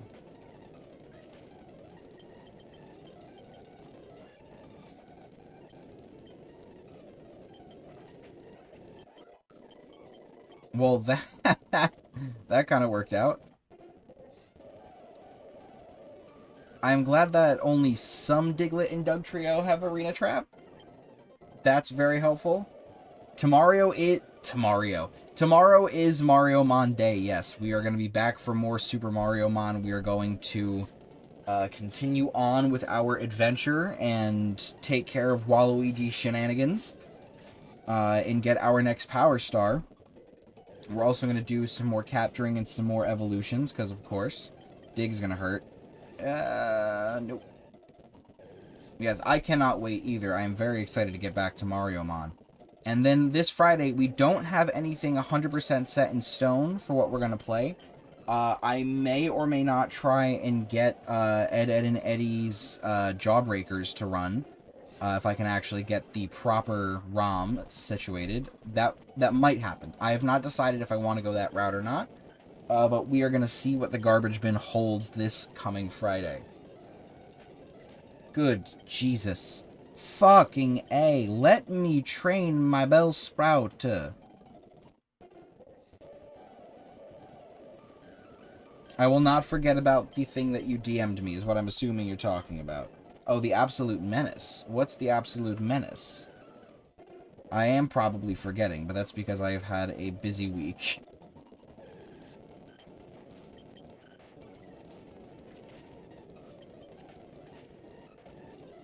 Oh, yes, My Little Pony Crystal Princess The Runaway Rainbow. That is one that is going to have to come up at some point or another. We will definitely have to see that. And that new not new, but the Winnie the Pooh game for Game Boy Color that just got a set, that was on the front page yesterday. I added that to my want to playlist because that could be a fun time. And then what did I do? I did something specific. Hang on, let me double check my want to play because I had a very specific idea. I'm just not misremembering, forgetting one of the games for said idea.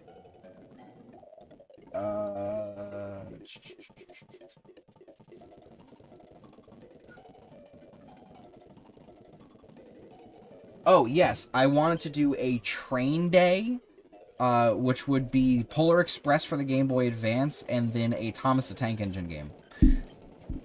Just because I feel like, you know, they would kind of mesh together. You know, two train-themed games.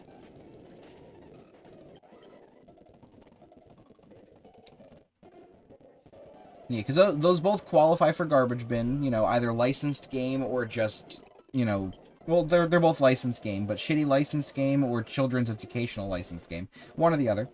And they're themed. It's another thing I can maybe look forward to. Well, that's something. Ominous, but something. Oh, no. It's a Super Mario World hack. Okay. I mean, I do like Mario. And I'd probably be more capable of playing a Mario World hack on my computer as opposed to my phone, given that I don't have any regular inputs. RetroAchievements Vanilla Level Design Contest Volume 1. Are they like standard style stages, or are they Kaizo?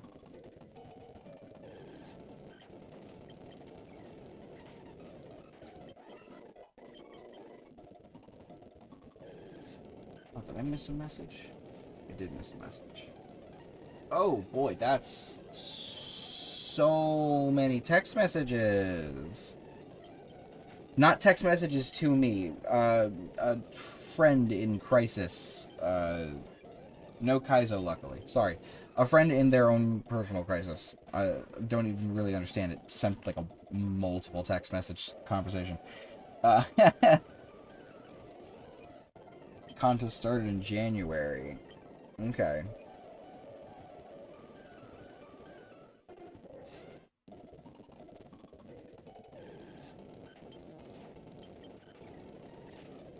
Fuck him up, Bellsprout.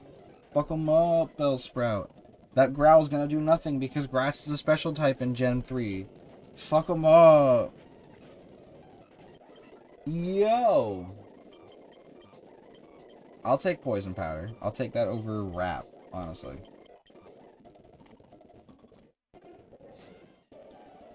Submissions were closed on April 1st. Okay. I do enjoy me the Fools of April. I have to read this. Speed read, activate.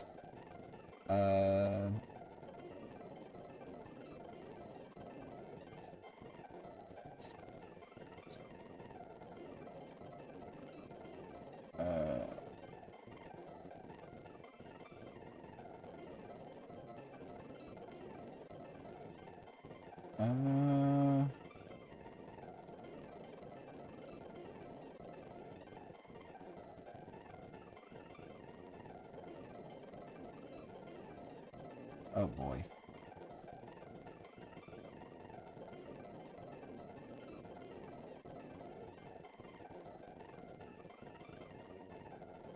Called your stage Cotton Meadows. Well, I will definitely have to play it.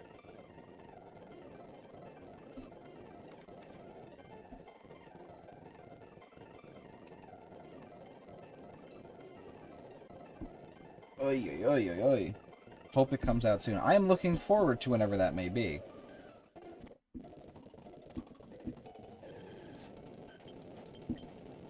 Fuck your Fury Swipes. Oh, nards.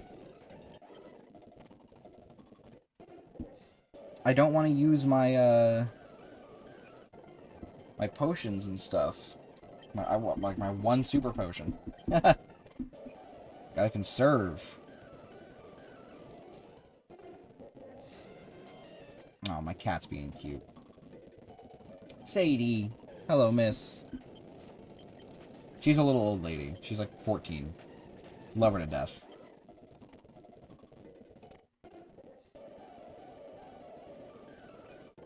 Ooh, you know what I should do? Just because it'd be funny. I've got no reason to get this either. I'm just gonna get it. Talk to you. Give me the polka doll. Oh no, it's a bike voucher. You give the polka doll, right? No? I'm misremembering how you get the Pokédoll in this game, I guess. I thought you got it from the Pokemon fan club. Oh, boy. My right foot is, like, dead asleep. Fuck.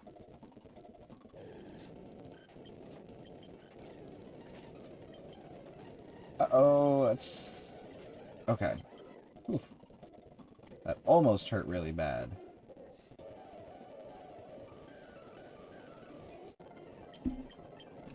Oh, yeah. Let's rectify that. Right foot no longer going to be asleep. I am debating. I am hungry, but I don't know what I want for lunch. If I want to make myself some ramen noodle, if I want to cook up anything else in the house, if I want to order out. I haven't decided yet. I have not figured that out. Try some food. Food would help in my need for food. Absolutely. Oh, you have arena trap. Thank you for letting me live. I don't need stunts for it, it's fine.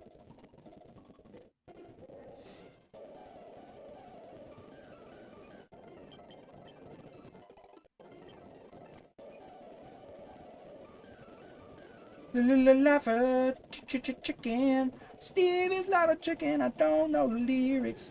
I've never seen the movie. I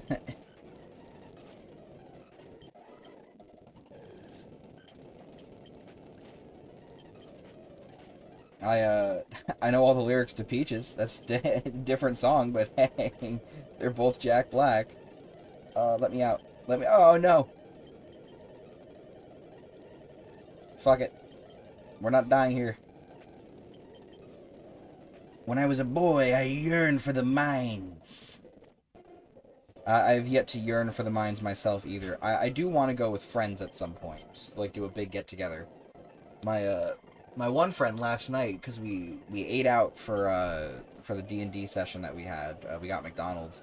He went out of his way to get the fucking McDonald's Happy Meal that comes with a Minecraft movie toy. He's such a dork. And he had the Minecraft movie bucket in his backseat from AMC Theaters, which I thought was pretty funny.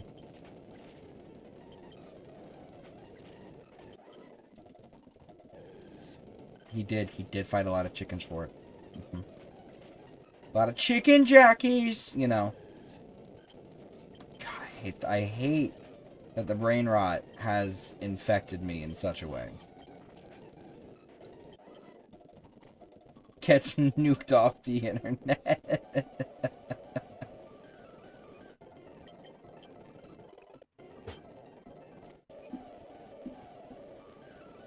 Ay, ay, ay. Yeah, the brain rot has definitely infected me for this stupid movie that I haven't watched. Like, and I think it's hilarious. The director is like, yeah, all these people throwing popcorn at the screen every time they say chicken jockey and whatever the fuck. Like, he's all for it. That's so funny.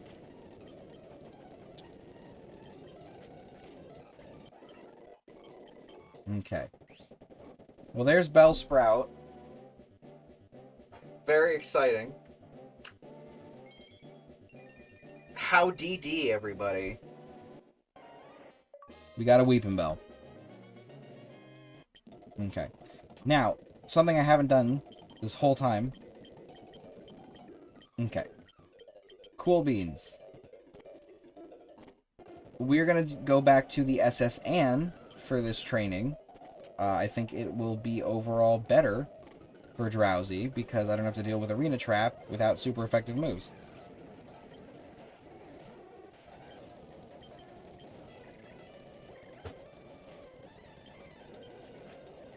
Could... Oh, yeah. Now stay in. Switch to Pidgeot. Wing attack. Yep. Level 14. Switch. Switch. You want me to fight the tentacle? We're throwing hands. We're throwing hands with the tentacle. We're punching tentacles in the fucking beak.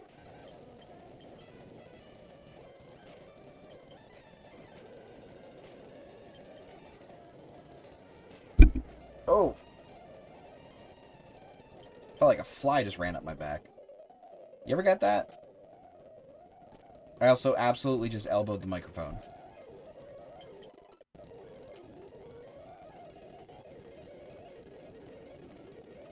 All good, home skillet. Alright.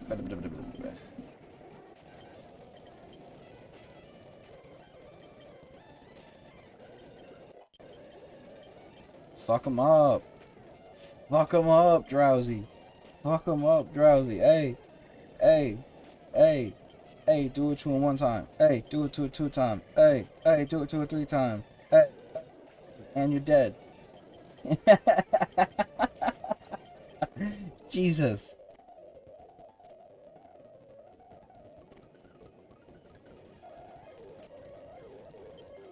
God damn. Alright. Back to it.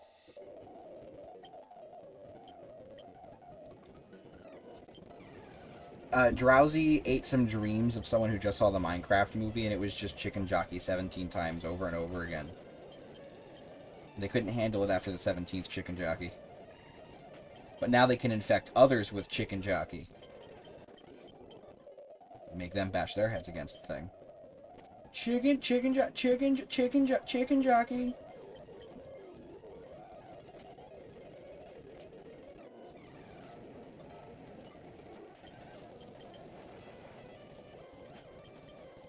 Uh-oh, don't supersonic me. Don't do that to me. I'm gonna kill you. No idea what that was.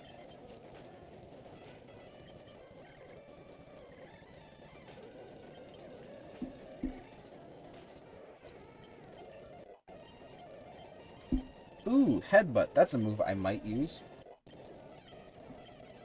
In fact, that did nothing. And you're dead. Sorry, Dale. Let's see what Meowth has by chance. A Rostberry.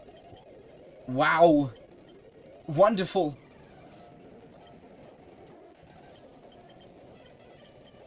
You know, I hate this rat.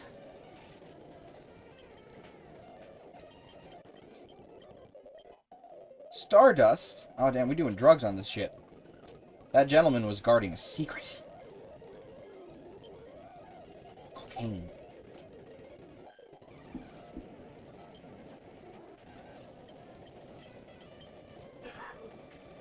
Oh nuts, I got bit.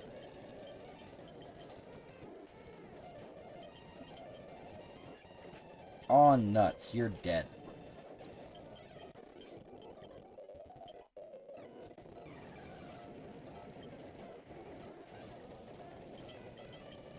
Yes!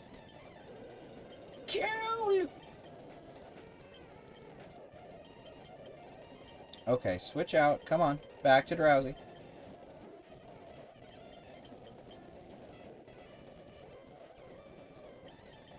Eat the horse.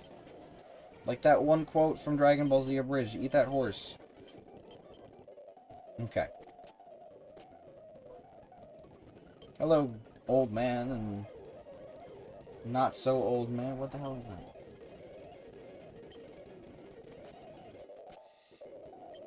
The group chat with the fellas. All my fellas.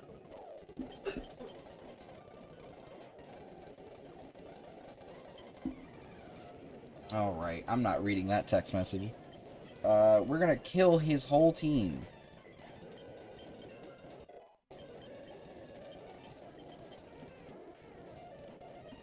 Fuck you, bitch! Fuck you! I'm gonna do this, bonk! You had nothing for me, then die.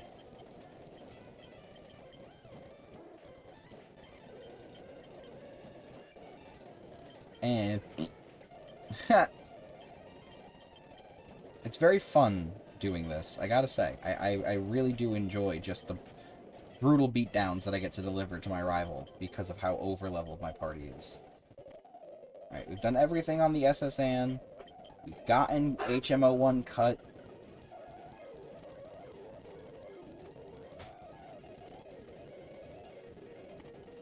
Yeah, I did that. That's good. Alright. Let's just get our one more free heal from here.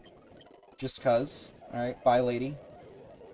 And thus, this boat is gone forever, never to return to these shores. And I am perfectly okay with that fact. Alright, let us, I guess get back to grinding. Gotta love it, right? Oof. Stop digging.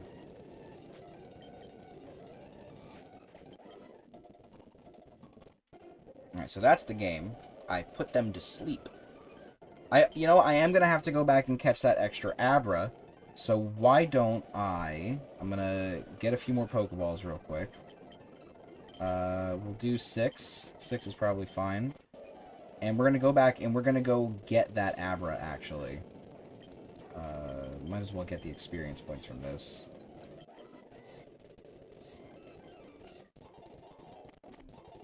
Come on.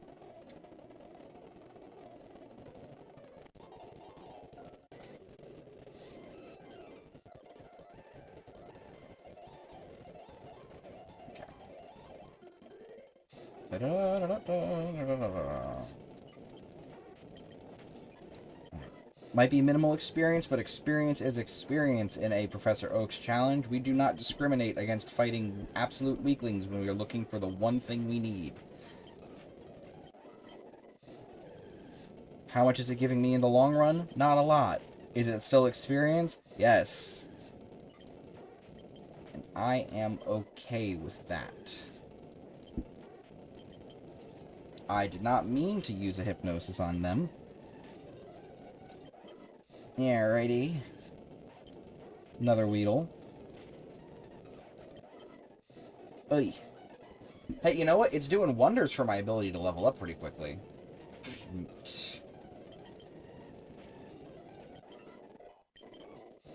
Gotta get to level 26, and this will get me there faster, at least.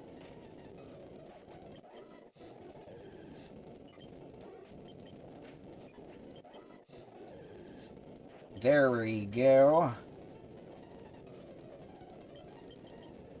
Get in the ball. Fucker! Well, back to grinding out the encounter, I guess.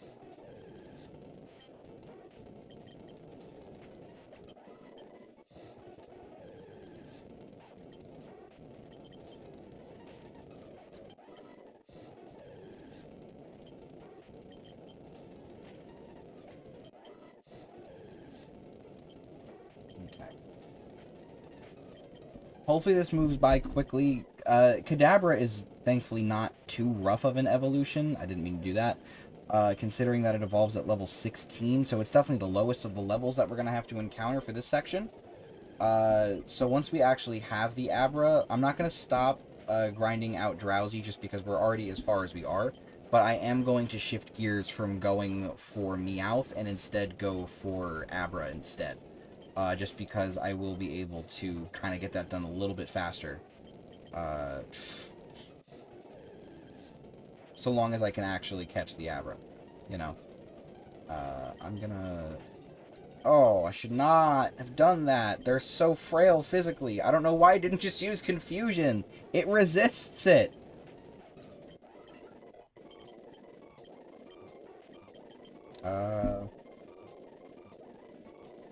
Accuracy 55, chance to poison. Not really worth it overall.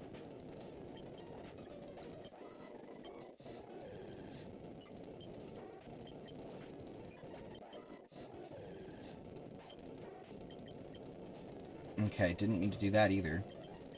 Cool. Oh man, it is hot in here today.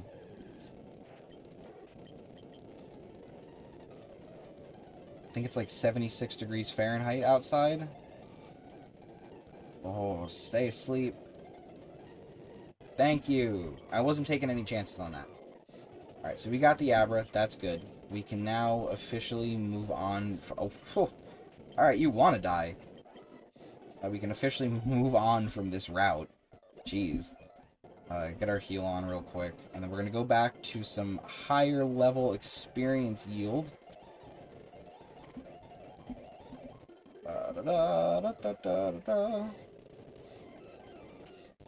Now, we could hypothetically use the daycare to kind of trivialize the time on some of these.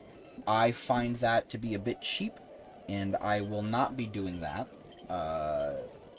You know, obviously, to each their own, but I think it kind of takes away from the grind to use the daycare to kind of expedite having to actually grind yourself, you know? That's kind of part of the experience, I think, is the length of it, because you put in the actual work, you know? And, like, time saves certainly are appreciated, but, like, consider how much time you're actually saving when you do that. You know, you're not shaving off, like, I want to say, like, hours and hours and hours of time. You're certainly going to shave off maybe like an hour or two, but like it's still going to take a while because you have to then go and take the Pokemon out, and then there's all the matter of money, and like I get it, like you're going to have a lot of money by the end of the game, especially if you do the Nugget Bridge exploit, which I mean you should be doing the Nugget Bridge exploit if you're doing a Professor of Challenge in Fire Red or Leaf Green. There's really no other way to it. That being said, like, I don't know, I feel like it's a waste of your time, and it's a waste of the resources that you have. Because after a certain point, money is technically a limited resource, and you can still get stuff, but it comes more and more sparse as time goes on. You know, and I feel like you're better off just doing the grind. And, like, if you really need it, catch a bunch of Meowth. You know, catch a party of 4 Meowth, and you have one heavy hitter, and the Pokemon that you're training at that time. The Meowth is out here, you know, grinding out pickup with the occasional rare candy. You're getting a shit ton of berries. The occasional TM35 that you can sell off for a quick bit of cash never hurts, you know. It's not like you're going to be wanting for money, again, if you do the exploit, but still, you know, always something to keep in mind.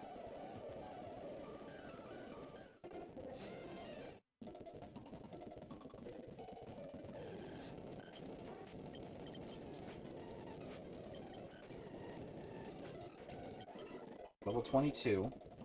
Our damage is already going to start getting nicer from here. Ooh. That's mostly what I like about Psychic types. I really do like Psychic types. I think they're probably my second favorite type, if I'm being completely honest. I really enjoy the amount of utility that a lot of Psychic types have. You know, they have a lot of spread coverage. They're able to take advantage of a lot of different weaknesses, and they are usually really, really good special attackers. Like, early game Psychic types absolutely rock the scene. You know, like, even if you can't trade with someone, having a Kadabra as early as Gym 2 is absolutely nuts. That thing's special attack is so high. Like, if you're able to somehow get your hands on, like, I don't know, like a Shockwave TM for your Kadabra, or if you're able to get the Kadabra to learn an electric-type move, like, you're destroying Misty. Absolutely disintegrating your team. Probably in one shot, if I'm being completely honest. Like, Starmie might be able to take one hit, but depending on how high level that Kadabra is, Kadabra hits like a goddamn truck for a middle stage. Oh boy.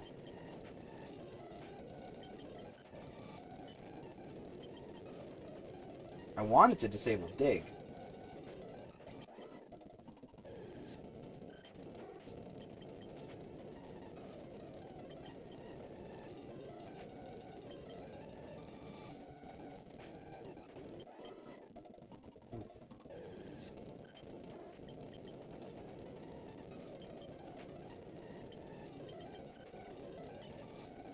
Come on.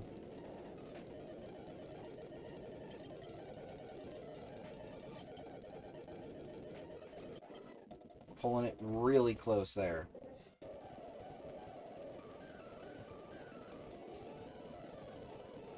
Alright, 2:59, so we're coming up on end of stream here. We're at the 30-minute counter.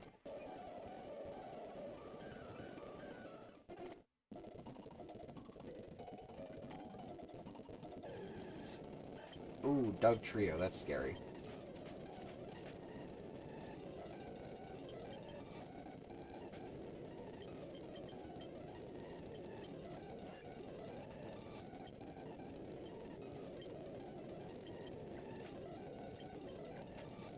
I don't know why I keep doing that. Alright. Good job on Drowsy, level 23. Nice, nice, nice. We like to see it. We can take a dig. Ooh. That's pretty big.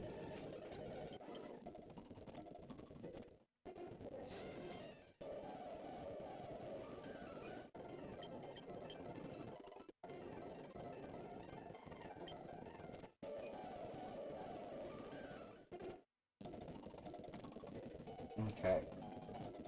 I think, realistically, I'm gonna get Drowsy up to Hypno, and then depending on how much time we have left, I'll probably do Abracadabra and call stream there.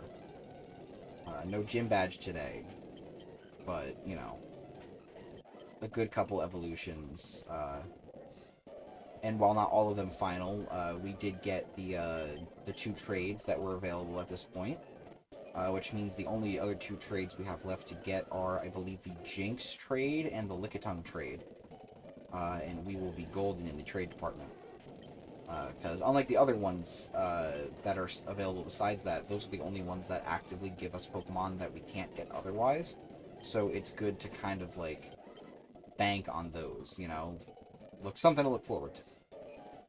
Don't want to go in here. Don't want to go in here either. Could I make the mark more accurately if I turned off super speed? Yes. Am I going to? No. Real quick, let's look at Meowth. Meowth, surprisingly, not holding a damn thing. I know you're less likely to find pickup items in the cave, if I'm remembering correctly. You get more in grass and in city areas. Amazing and mind-blowing content? I can't say you missed anything amazing and mind-blowing. Let's see. Yeah, no, you didn't miss much. I caught an Abra, so that way we can make a Kadabra happen. And right now we are just grinding out more levels on Drowsy, trying to get her to level 26, so that she can evolve into Hypno. And then depending on how much time is left on stream after I get that, we may or may not do Abra next. But at the very least, we are getting Drowsy to Hypno today, before end of stream. So, yes, that is basically the end goal that we're working towards right now. Did not mean to hypnosis, but yeah. No, thankfully she's going in the box forever after this is all done. Did not mean to headbutt, but Jesus Christ.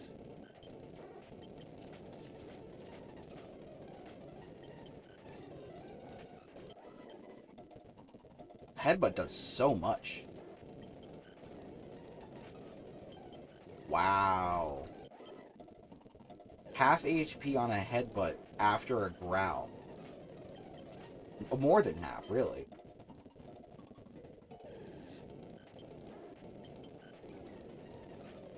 Well, okay, I mean, technically it is canon if we go to the Sevi Islands, but, you know, we stop it. We stop it from happening. Or, I guess, continuing to happen. Okay, we get the fuck out of here. Because we do have to get... okay, we don't have to do it, because that's not happening in this run. Thankfully, the achievements aren't there. But... we do have to get, in a normal Leaf Green playthrough, Lostel out of the forest, if you're going for, like, all the extra content. Yeah, headbutt. Good golly, man! Alright, we're right there. Oh! Oh, no.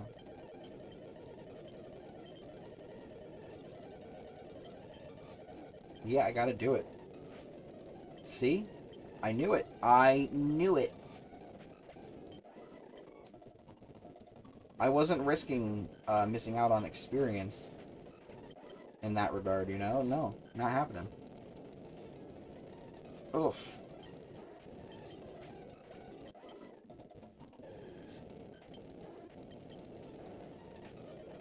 Goodness. Alright, well.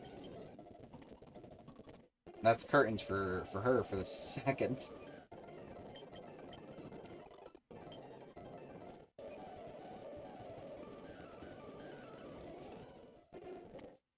I don't know why I just had this idea come into my head, but you know what they need to make? They need to make a Muso-style Pokemon game.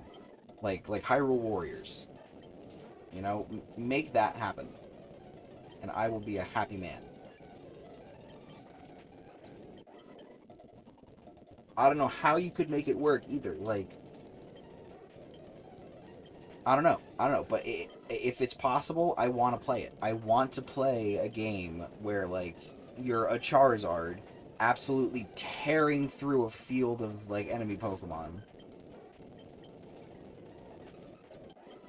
I think that would be fantastic. I'm definitely a happy man, but it would make me happier, I guess would be the right phrasing. Alright.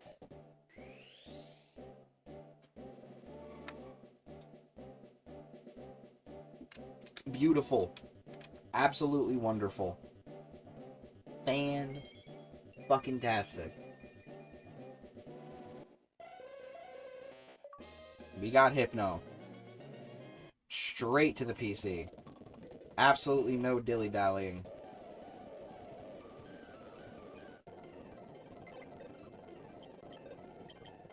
And in you go. And real quick, we are just gonna pick you up, little guy. Do a little shuffling. And actually, we're gonna take you out, too. You have no need to be here, but we are gonna bring Quaker. Okay. Real quick, I want to look at my bag. I want to see if there's any possible TMs that I might be able to give in lieu of being able to... Yeah, there we go. So we can do that.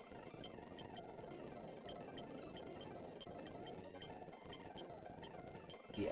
Okay. So we're going to rock with Secret Power. And we... let me just... Yeah, we're going to get our training on. Well, that was a bad idea.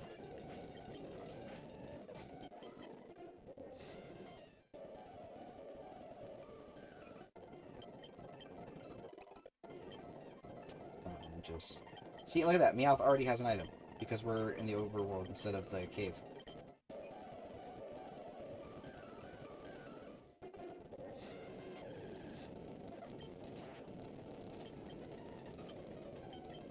Well, you're not gonna find them here. No RetroArch updates yet.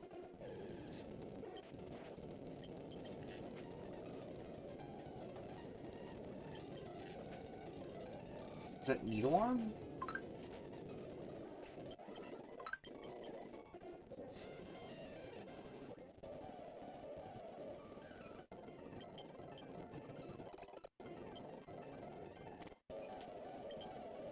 Nothing on Meowth yet.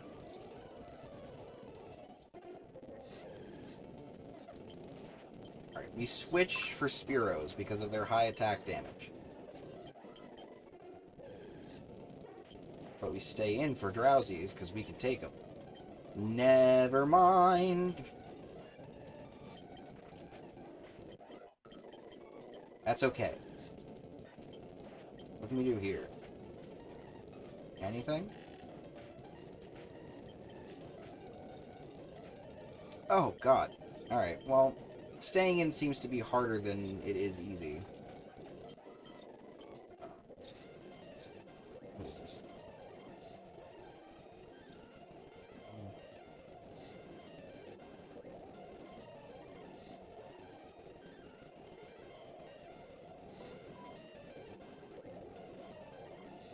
Sorry.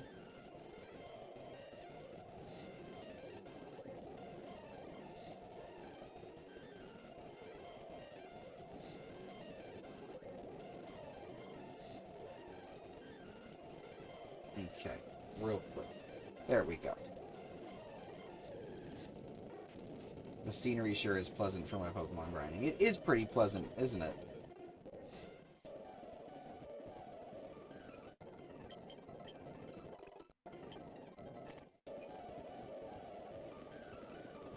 I got a random YouTube notification that some content creator liked my comment, but I don't remember what the content is that I made the comment on. So, I have no idea. I'll have to wait and see.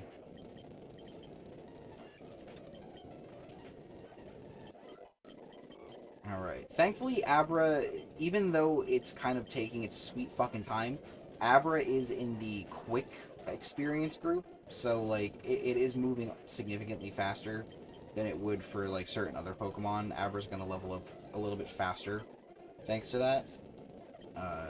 As you can see by how much the experience bar is filling up.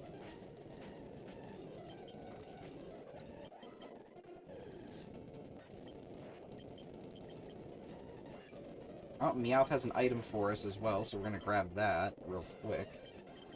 Could be a rare candy, we'll see. Cherry Berry. Not bad, though. Still a decent item to have. Alright, Abra's level 14, so only 2 more levels to go. 2 more levels, and then we are going to be calling it there once we get our Kadabra.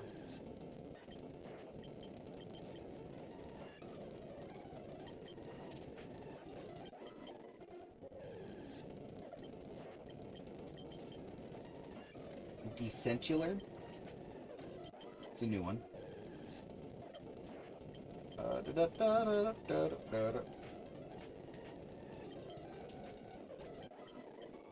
we'll check. No Meowth item.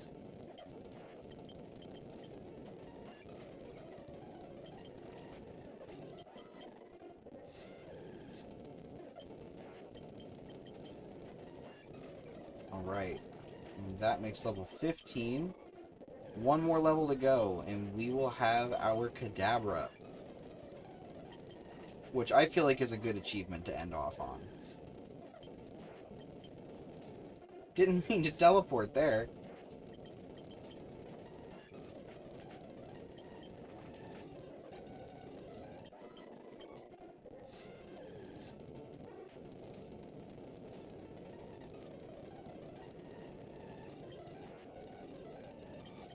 Oops.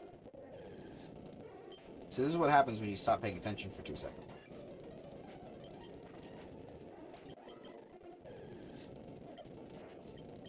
Alright, just a few more Pokemon and we will be in the clear.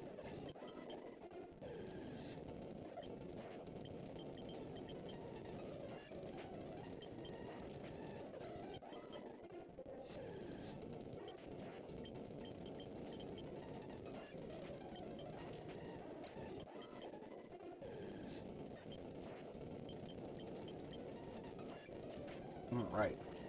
Just as a quick reminder... Oh, we're here.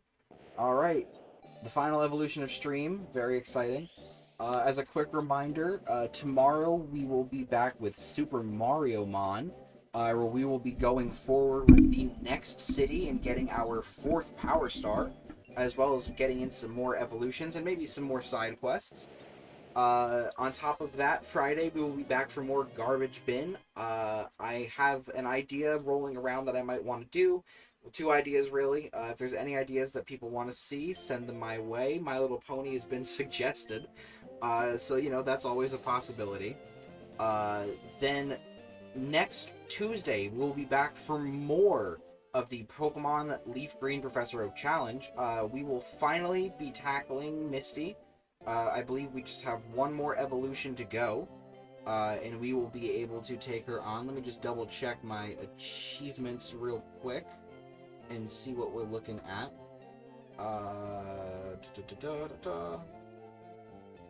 2 more. We have 2 more evolutions. We have to evolve Sandshrew into Sandslash, and we have to evolve Meowth into Persian.